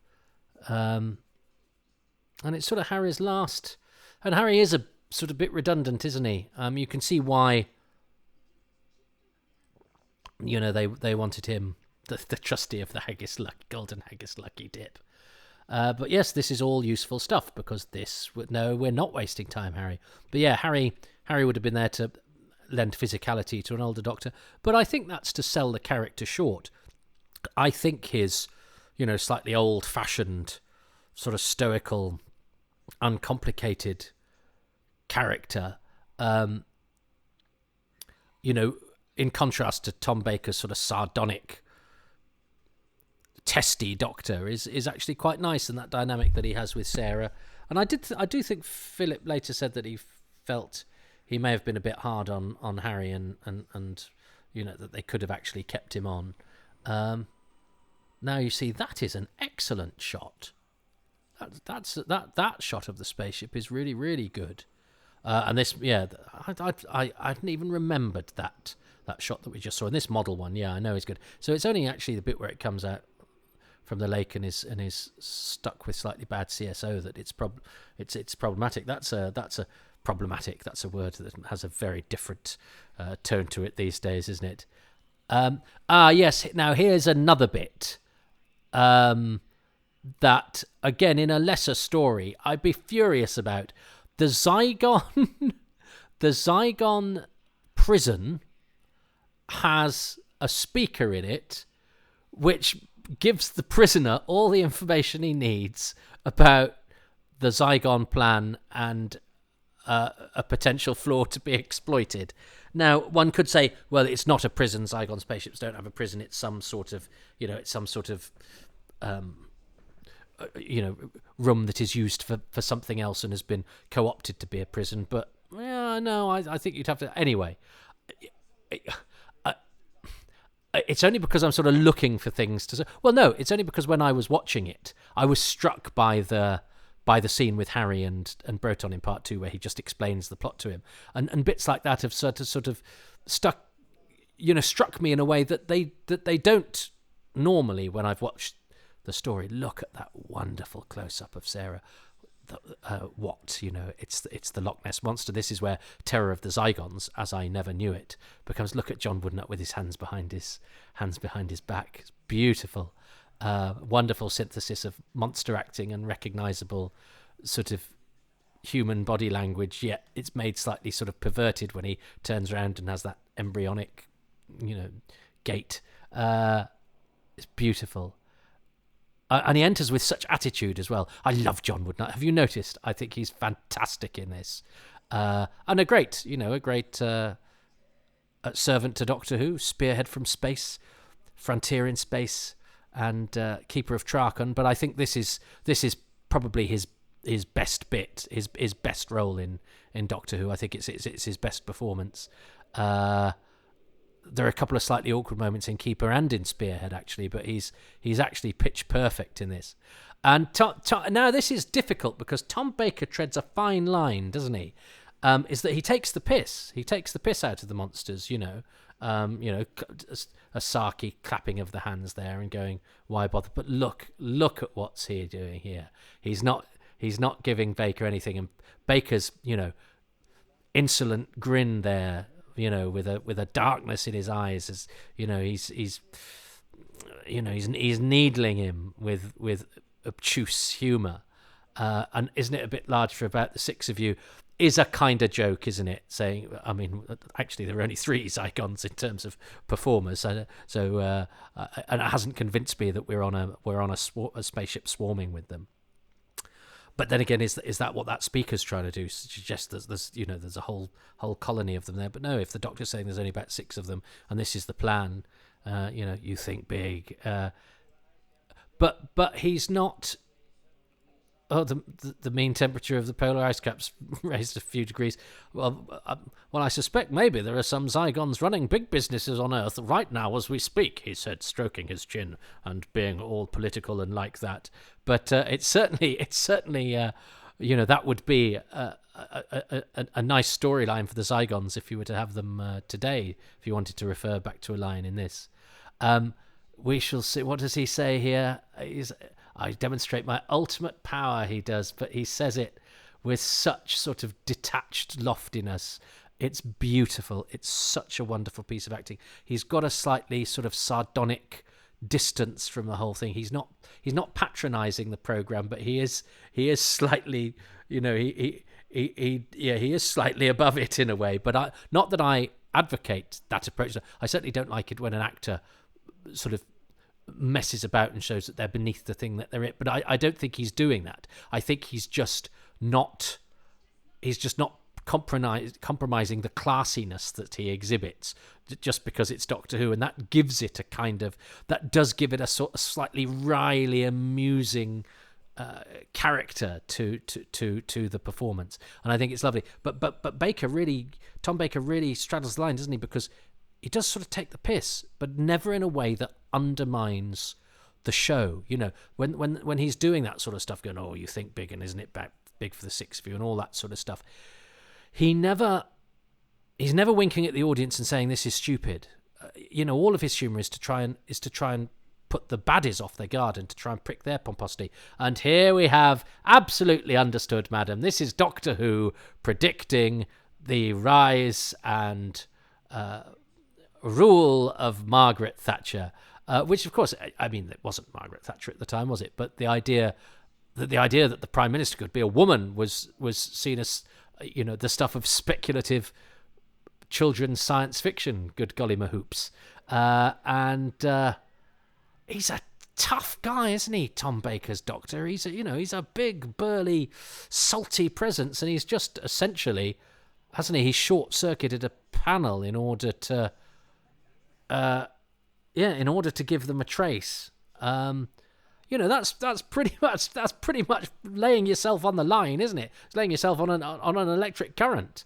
And he does do a good scream as well.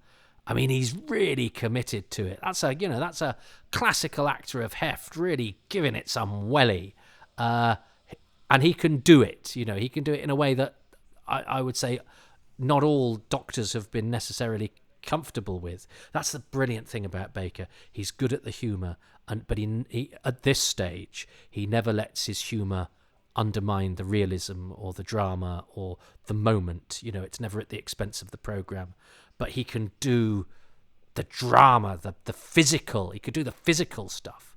He can take on all of the physical requirements of the role, which requires charging about and, being quite hefty in places.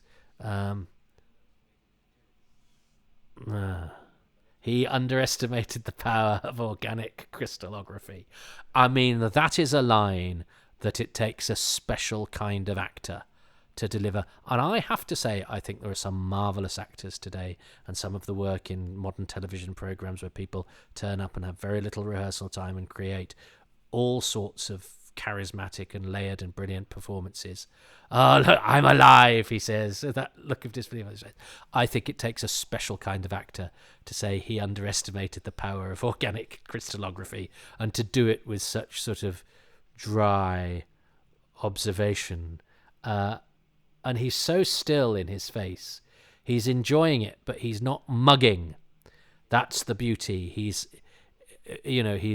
wryly amused. At worst, he's wryly amused by it, but he's also coldly powerful.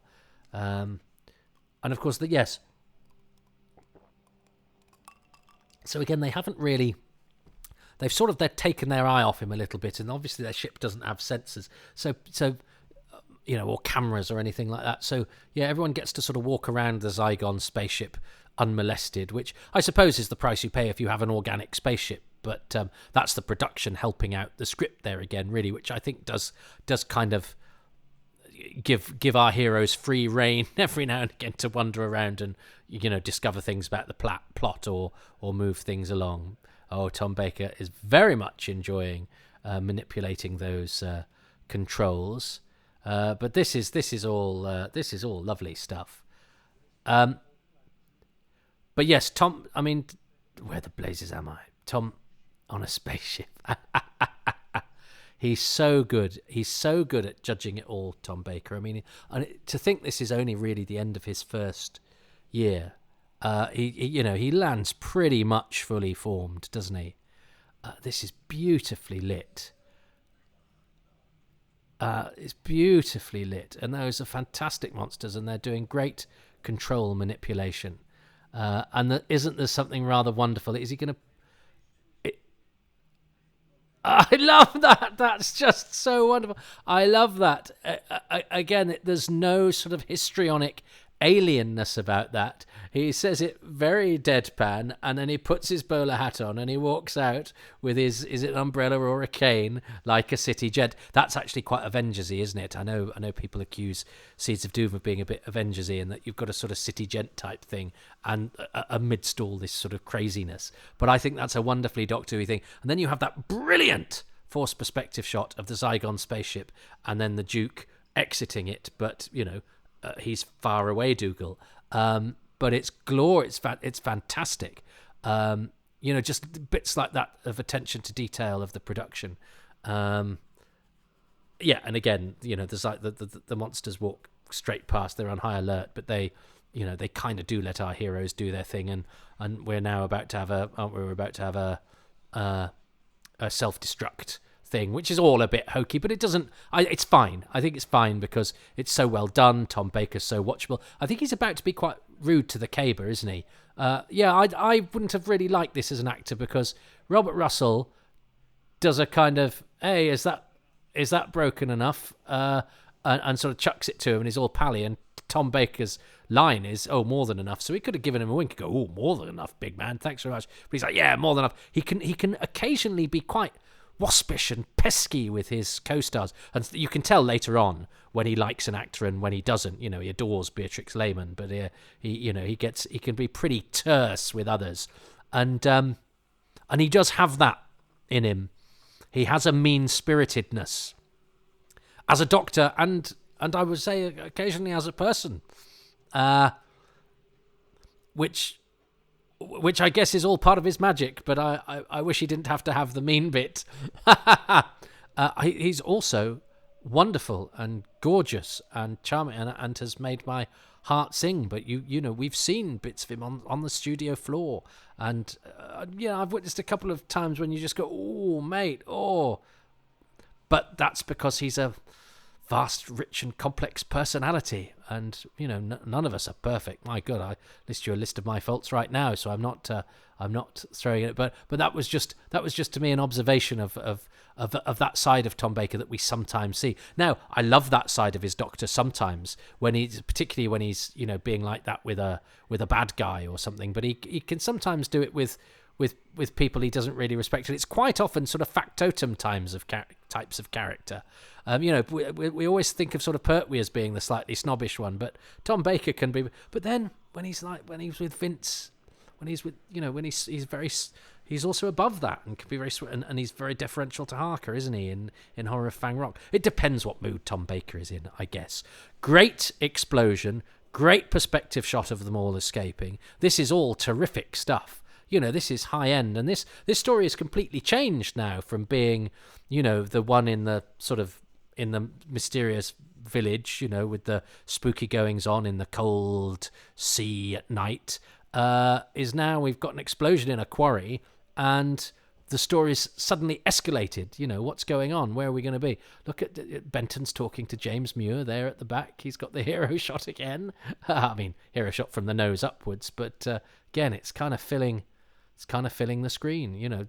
Camfield's filling the screen with his assets, one of which is in Camfield's hands, John Levine, and they're acting away behind them there. But this all looks good. Oh yes, so we've got the PM and the river and the energy conference. So it all comes together, and this is where Sarah's doesn't Sarah's research go well here.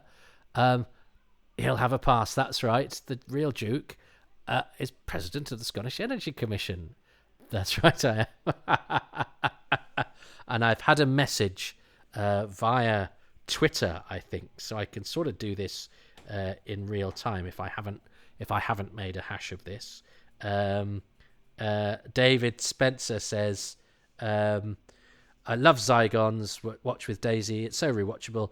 In episode 4, one of my funniest moments when the Duke of Forgill says, "That's right, I am," when Sarah tells him he's on some committee or other. It is a bit hokey, but it's fine. And this is really interesting because we've just had that pan up from the side of the Thames, which is, we like it when Doctor Who uses London landmarks, don't we? And I sort of forget about this having one because we've got sort of Benton in a corner of unit with a radio, and that's pretty much, we've had quite a lot of that, which is probably only half a set, but this whole security conference now, if you did that, you'd have a shot of the assembled throng, you'd have important people in the committee, you'd have some VIPs who that would exacerbate the threat that's about to occur. But this all takes place as sort of noises off. This is all happening in the wings, which is partially budgetary. The show is not a big budget show, so we can't really introduce any more cast members now. So the whole thing is told at the backstage of this massive conference that we assume is going on. I think we could have done maybe with some noise from the big main hall or something, but it doesn't really matter because you've got this wonderfully spooky lighting here, beautifully lit. This whole thing is beautifully lit. That might be my other bonus. But you've got this wonderful dynamic with Sarah and the Doctor, where he never underestimates the danger, she never underestimates the danger.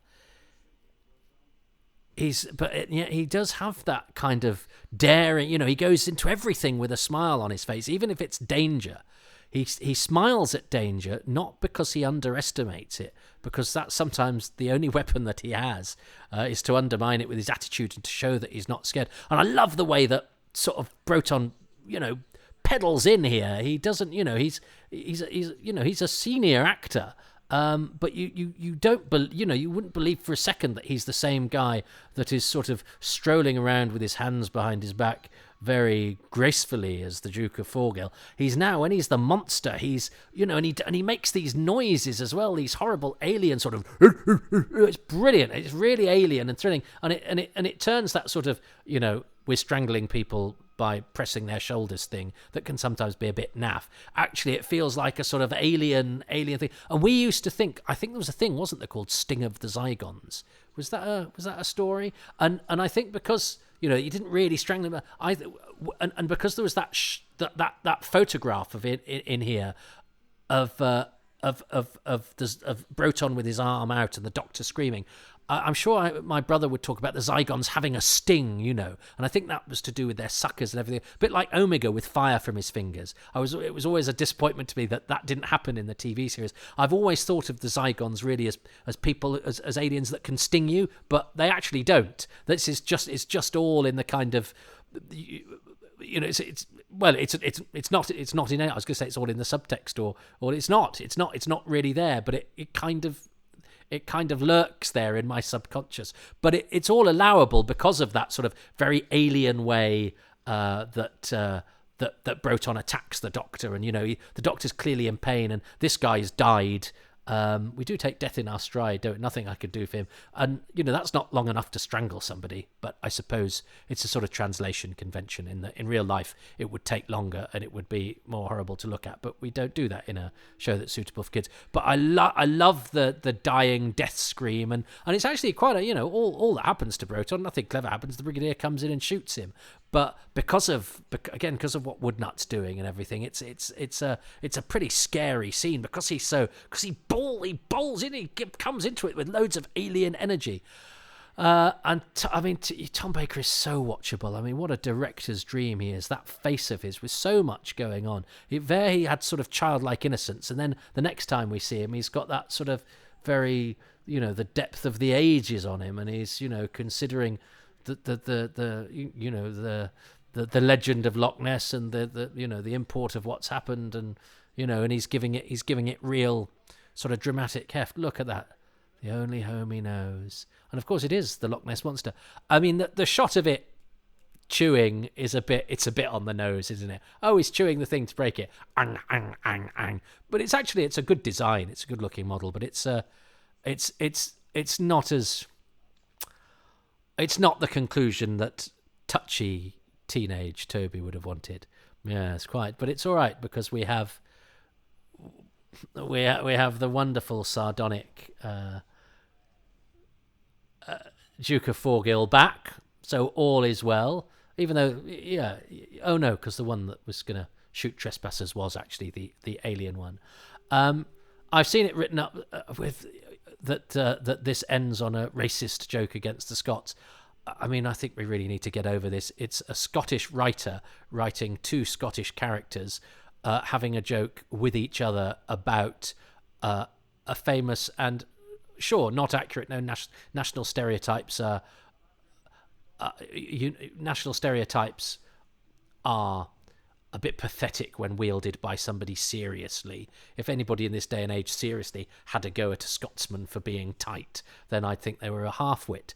But these two are sort of equals characters sharing a gag with each other based on some hoary old thing that they've heard, and they have a wry smile about it, which you can do. I'm not saying, I don't think national stereotypes are good, but I also don't think they're the end of the world, especially when wielded in good humour by two people who, in the world of this, have been on the receiving end of them, and probably think the same. I might make a similar joke about my own expense about being a country bumpkin if I'm with some mates of mine who are all from the middle of nowhere, and we know the sort of stuff that is said about us.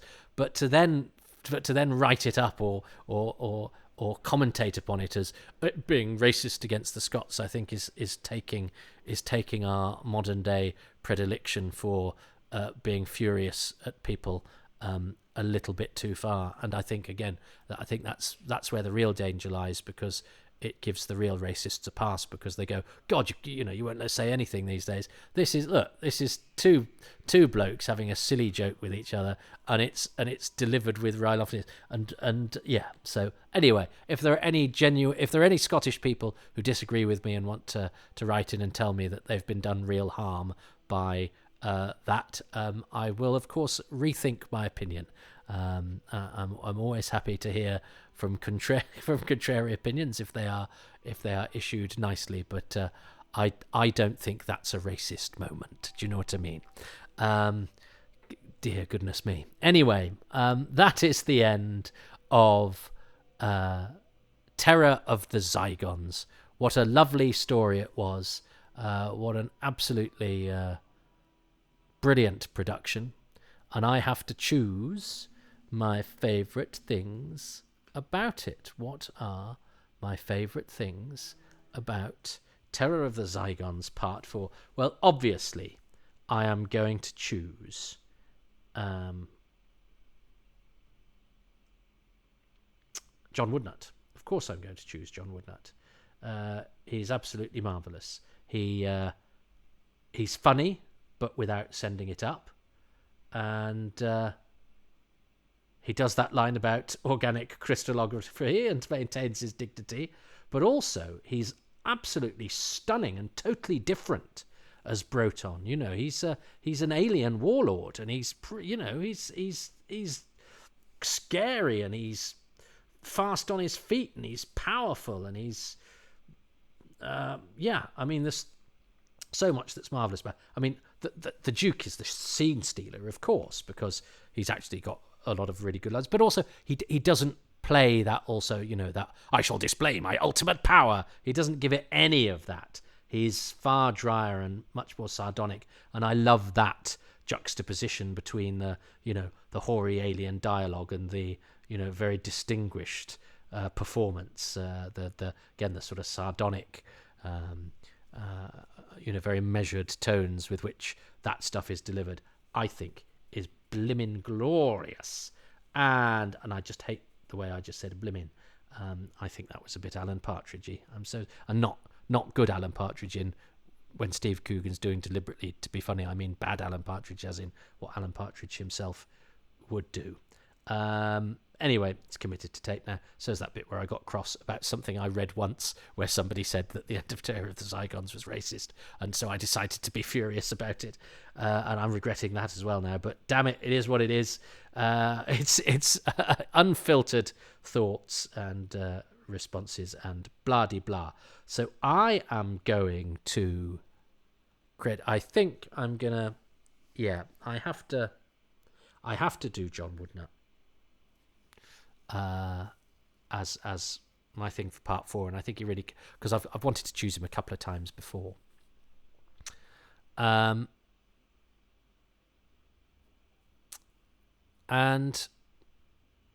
the fifth, the bonus thing.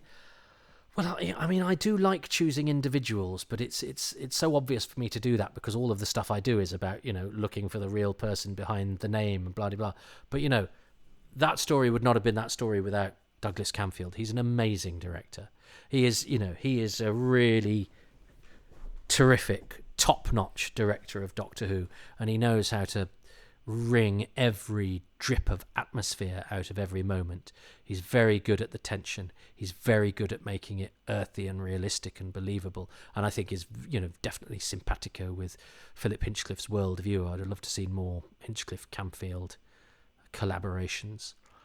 Although, David Maloney, I think is I mean, Camfield, I think, was always like this, and it happens to fit very nicely with Hinchcliffe, whereas Maloney has been a decent director who flourishes under Hinchcliffe and seems to, absolutely speak translate the language of Hinchcliffe into the television it needs to be, Hinchcliffe and Holmes. Robert Banks Stewart, because I didn't mention him with Seeds of Doom, so part of the completist in me is going, well, you should mention Robert Banks Stewart, because otherwise his brilliance will not be acknowledged in the official charts of Happy Times and Places, which of course will never exist and nobody is keeping. But this is my last chance to do so, isn't it? Because Banks Stewart only did. Well, actually, shall I do that? That triumvirate of, because this story is a double with Seeds of Doom, isn't it? They come, like policemen and like crinoid pods as a pair, where you have this same production team doing two absolutely magnificent stories that are so resonant. It was so resonant in my childhood. I remember, I think, having this book in a tent, because you used to do camping and things in those days. Well, I'm sure people do now, but I don't. And I remember reading The Seeds of Doom at school, and they just seemed like the absolutely perfect Doctor Who story. Seeds of Doom seemed a bit more modern because it was thinner and written by Hinchcliffe, who was a bit of a newcomer to the books to me, because the first books we had were the Whittaker, Dicks, Letts, and Hulks. I know Letts only did the one, but they were the, and Davis, they were we had the very, very early Target books. But I remember Zygons smelled like the moon base, and the Loch Ness monster, sorry, it smelled like the moon base and the cave monsters and the demons, those early books. So I considered it sort of amongst those, because it was, I think, I don't know, it may have been nestled next to them in the shelf. It looked a bit like them, where the Seeds of Doom didn't. It was thinner and shinier, and the Robots of Death suffered a bit from that as well. So they didn't seem like as classic of books, but the Loch Ness monster is and it's got a beautiful cover. But those. But yes, that triumvirate of Camfield, Banks Stewart, and Bergen make for two very distinctive and I think absolutely wonderful Doctor Who stories that are tonally gorgeous, that are funny, that are scary, that are exciting, that are witty, that are spooky, that are well characterized, that are well acted, that have some brilliant visuals, but a very distinctive sound because of Bergen's deceptively simple, fluting, melodic, menacing music, and Banks Stewart's tone and character. As I say, he has an odd take on Doctor Who with his powerful people who has machine gun wielding guards, essentially deploying lethal force outside what's essentially a massive greenhouse. You have the gamekeeper is essentially allowed to shoot people who wash up from an oil rig. It's a slightly different world, but I do kind of like it, and I do like the fact that they don't bother to question any of that. They've just got the courage of their convictions and go on with it, and yet also have the very believable things like the man from the oil firm, Mr. Huckle, and coupled with sort of eccentric characters, because Angus is a bit eccentric. Are we supposed to believe his second sight? And Amelia Ducar is a funny turn. So it's not dry. It's not like season 7, which I love as well, by the way. It does have that sort of slightly zany element that makes it true Doctor Who, because Doctor Who, all Doctor Who is true Doctor Who, but the Doctor Who that works best has a sense of humour that isn't silly and isn't stupid, but has a sardonic element to it that makes us laugh along with our central character, who has a very amused view of the world, but it's amusement that carries him through the danger, and the message there is going try and deal with things with a sense of humour, because sometimes that's the only weapon that you've got. So the humour is sometimes barbed and dangerous, and Tom Baker is so good at barbed and dangerous. So it's a great synthesis.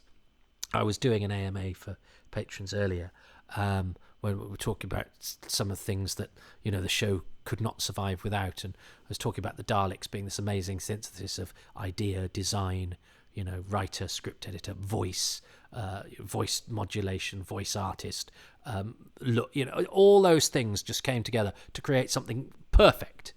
So perfect they've not really changed any of its core elements in 60 years. And I think the balance that Hinchcliffe and Holmes and Baker Who has is perfect, and the alchemy of and it is alchemy of Tom Baker. I mean, Tom Baker is human alchemy. He's a human alchemist. His face and his voice can just transport you to other worlds, but also make you amused and scared and slightly askance, and he's doing it all with that wonderful, wonderful face and that brilliant, brilliant voice, and the fact that he is from another planet. And then you have the wonderful Elizabeth Sladen, who just riffs off him perfectly. You've got poor old Ian Marter, who hints at what could have been, and is joyous for the short time that he is there, and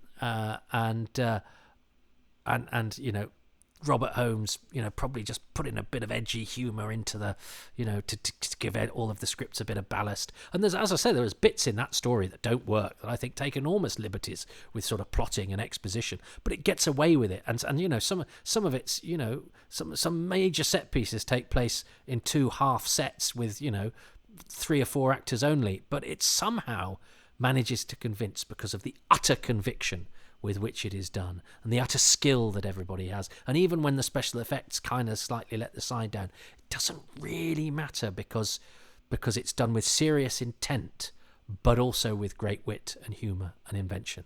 I think it's brilliant. I loved watching Terror of the Zygons. I hope you did too. I was going to mention, before I happened upon the idea of the triumvirate of Camfield, Bank Stewart and Bergen, which I don't think Daisy will choose, by the way, but never mind.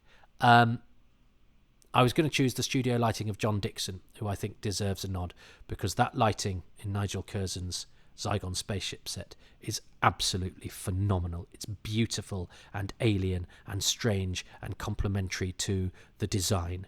But then that lighting in those, really, it's a big ask to have the major climax with, again, half a dozen actors in a couple of rooms away from actually the main event that they've gone to. But it's really helped by some brilliant, excellent studio lighting. So well done, everybody. But yes, so my thing for episode 4 is John Woodnutt as the Duke of Forgill, but not to be missed also as Broton, the powerful, scary, blooming scary alien. And my bonus thing is the triumvirate, repeated only once more, but we've already done that with Happy Times and Places. So I feel it's my last chance to, salute 3, and none of them any longer with us. We did get Bergen on the Seeds of Doom DVD. I think he died about the week that it was released, which so he didn't get to contribute to the Zygons one. But still working. I saw productions at the RSC that were scored by him. I mean, he was high end. He was, this was a guy that did, proper, serious, good drummer. And I was surprised that he seemed like somebody that would be around for a bit. And but I did have the pleasure of meeting Robert Bank Stewart, because I was there when they recorded the Zygons commentary, even though I wasn't on it, because we did several in that day, and Mark scooped in to do Zygons, and I had a rest in between doing whatever the other ones we did. We had a sort of 2-day period where we did various bits and bobs. So yeah, I didn't get to do Zygons. I'd have loved to have done, but Mark is allowed, and it was quite a difficult one to get a commentary team for, actually, because it was quite near the end of the run. But yeah, Bergen. But anyway, Bank Stewart was there that day, and I did get to meet him, and I'm thrilled that I got to meet him, because his name to me is a sign of quality on any script. Because he did, I've watched a load of Bergeracs in lockdown, and they really do hold up well. Bergerac, it's a policeman on Jersey, and his father-in-law seems to know all of the criminals. That's it. But it's shot on film, and it's got, the names on the credits: Robert Bank Stewart, George Gilaccio, who's production unit manager, who's production assistant, or production unit manager, or production associate on this. Chris Boucher, Robert Holmes, all those names on those Bergerac programs that seemed to me, where the classy Doctor Who people had sort of gone on to more mainstream fare and high quality mainstream fare. And I really enjoyed Bergerac when I was younger, and watching it again recently really, really held up. And because of skilled artisans like Bank Stewart and Boucher and all of those people who were still working in telly when I was growing up, and seemed like they'd always be here, and they were all gone now. Dear, dear, dear. It always comes back to death and being cross with people unnecessarily raising the spectre of racism. Oh, dear. Anyway, what has Daisy said about Zygons? I've chosen John Woodnutt, and that the holy triumvirate of director, writer, and musician that repeats with the seeds of doom. What has Daisy chosen as her 2 final things for Terror of the Zygons? Now then, the 4th thing, the last thing of the episodes. That's got to be a classic line from Who that always gets mimicked in our house when we hear it. It's like everybody joins in like it's the lyrics of a song, and this is the line. I underestimated him, but he underestimated the power of organic crystallography. Fantastic line. I love that one. Yes! I mean, she didn't choose the same thing as me, but that was certainly part of my love of what John Woodnutt does, is the line about underestimating the power of organic crystallography. And I'm glad I am not the only person that has great affection for that line. And I'm glad that Daisy lived in a house where more people could have affection for that line, because for me it was a solo pleasure. Perfect, Daisy. I'm so glad. I didn't think you'd choose John Woodnutt, but at least I feel kinship with you for our choices, at least having a little bit of the yoke of the same Venn diagram. Now, overall, the thing that I think is best about this storyline is the supporting characters. So you've got Angus, absolutely brilliant, just a gorgeous little sing-song Scottish accent and a great character. Like, then you've got the Duke, unbelievably grumpy, and you can tell from the beginning that he's meant to be that baddie. Again, it's just played so well by the actor. And then there's the nurse. When in 1975, One Flew Over the Cuckoo's Nest came out. Now, I don't know whether it was out before this episode, but the nurse in this episode has definite vibes of Nurse Ratched, doesn't she? So, that's my final thing. The whole episode is absolutely one of my favourites, and I hope that that's going to be useful to you, Toby. Thanks a lot. Oh, thanks, Daisy. How nice to see Daisy, and what a brilliant contributor. And yes, I think the supporting characters are good. I don't think I praised Sister Lamont enough. I think Lilias Walker is amazing. She's absolutely terrifying, and I hadn't thought of the similarity between her and Louise Fletcher as Nurse Ratched in One Flew Over the Cuckoo's Nest. But there is a steely-eyedness about the pair of them, isn't there? Wonderful. Yes, I will go with that. And yeah, they are a great supporting character. I mean, I've eulogized the Duke of Forgill plenty because he's so good. But yeah, small cast, perfectly formed, not a duff performance in it, and that, you know, they all play their part, and they're all redoubtable character actors, bringing the magic of the character actor that Doctor Who relied on so much, because it often had to take place in small sets in the corner of a massive conference because it couldn't afford to do the massive conference, or whatever, in a village pub, in the bit of the spaceship where only 3 aliens are, or whatever. The scale has to be conveyed in other ways. Beautiful. Do you know what? I've always felt Zygons a little bit of a disappointment, because I think of what my childhood mind conjured, and then the time that I got to see it was when I was, a testy teenager prone to being disappointed by things.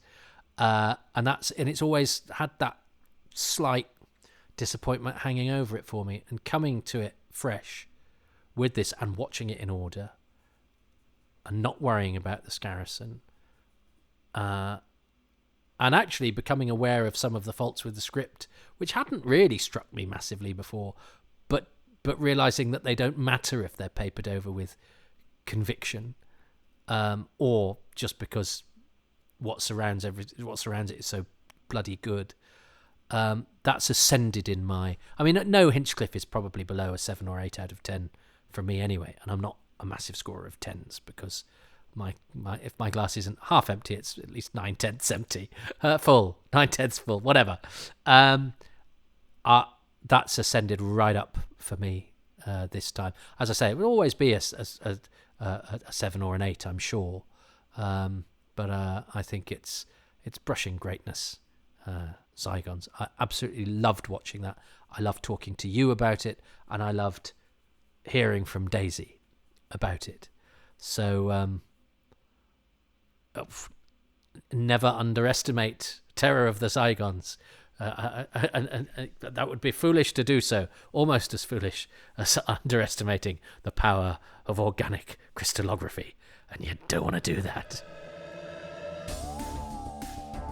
Well, thanks ever so much for listening to Happy Times and Places, which is presented by me, Toby Haydock, and my special guest, Daisy Connolly, who is on Blue Sky at Blue Sky Dazed, DAIZED, .bsky.social. And I'm grateful to Daisy and, of course, to the patrons who make these podcasts possible, and they include Lisa and Andrew, Gavin McLean, Steve Manfred, David Matthewman, Jason Mayo, Ross McPhillips, Stuart Mitchell, Nathan Moore, Ian Morgan, Matthew Newton, Graham Knott, Dave Owen, Adam Parkin, Ken Patterson, Melvin Pena, Jonathan Potter, Kevin Parker, Scott Pride, Dylan Rees, John Rivers, Jim Sankster, Keith Say, Graham Slight, David Shepherdson, Stephen, Neil Tate, Nick Temple, Damien Timmer, Sabrina Tonabassi, Apollo C. Vermouth, Gary Wales, Adam Westwood, Stephen White, Tom White, Michael Williams, Reese Williams, Andrew Willis, Andrew Wilson, David James Wilson, and Sydney Wilson. The music is by Dave Gates, the artwork by Dylan Patterson. If you would like your name read out on the credits with increasingly panic-stricken delivery as the credits get to an end, as the music gets to an end, it's one of the perks of being a patron. You can go to patreon.com/Toby Haydock, where for as little as £3 a month, you get advance releases, you get bonus material. I raid my archives for interviews and letters and all sorts of other bits and bobs. And I also provide behind-the-scenes footage from the various Doctor Who projects I get involved with for the Blu-ray and DVD range, and all sorts of other stuff is there, but mostly the podcasts are early. You get them before everybody else, and it's all available at the lowest tier from £3 a month. I try and do 3 releases a week. Actually, as I record this, it's been a bit slower than that because I've had kidney stones and also a book out, and I've been in a play. But I generally, people seem to say I do too much. So I don't think you'll be fat. Your £3 or your £5 or whatever. I don't think you'll feel shortchanged. I hope not. If my sort of guff is the sort of stuff that you like. You can also contribute by going to ko-fi.com/Toby Haydock. If I've done a particular podcast that you enjoy, or I sound particularly needy, but you don't want to sign up and be obligated to a monthly thing, which I completely understand. The other way of contributing is to do so with no financial outlay at all, and that's just to like and subscribe everywhere you find these. On YouTube, I've got a YouTube channel now, on YouTube, on Spotify, on Apple Tunes, and all the places. Like, subscribe, 5 stars, and perhaps even compose a couple of lines of review, which just really help to polish those algorithms and get this stuff more sort of coverage, which makes it more visible, which means it's worth me spending my life in this cupboard that I've built a cupboard now in order to record. So I hope you like this, what this sounds like, this bit sounds like, because I've got a special cupboard to make it sound like this. Okay, so if you could do that, I'd be very grateful. I'm also on all the social media at Haydock Podcasts and at Toby Haydock on Twitter. I'm also on Blue Sky, and I have a Facebook page, and I'm on Instagram. I do it all, apart from TikTok and all the other ones I haven't heard of yet. I'm sure there's millions. What's a Vine? No idea. What's a Threads? I mean, the only Threads from me is the one where K9 dies from nuclear fallout. But anyway, no. I mean, I'm on most of the. You'll see. But any sort of likes and follows and all of that just helps. It really does help. Sometimes it can be the difference between getting a part in something or not, you know. Have a look at how many followers you got. So yeah, help me out, loves. Then I might get an episode of Casualty. throw me a bone.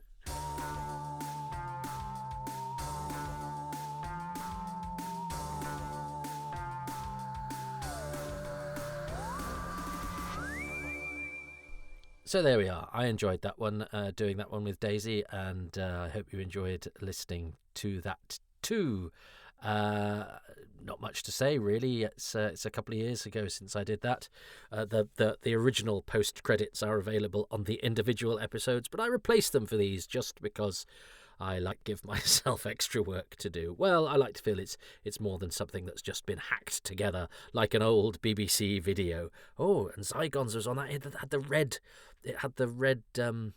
red lettering that was a bit more modern on the closing titles, which was not good. And I mourn the loss of the cliffhangers as well. So yeah, so no, I've redone the credits from scratch, but I've tried to make I've done, haven't I?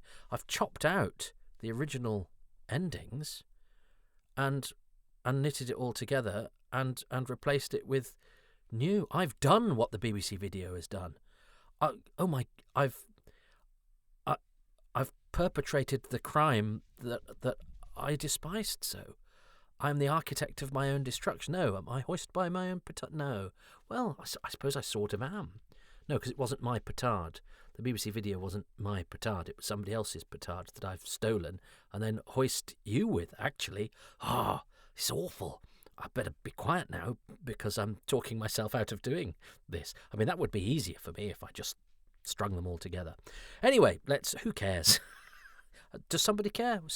Will historians in the future pour and go, oh, it's such a shame he didn't? No, of course they won't. This will lie forgotten. It won't even lie once my laptop is wiped or chucked or whatever they do with laptops in the future. This will. What's the point? What's the point in any of this? Let's not get into that. Anyway,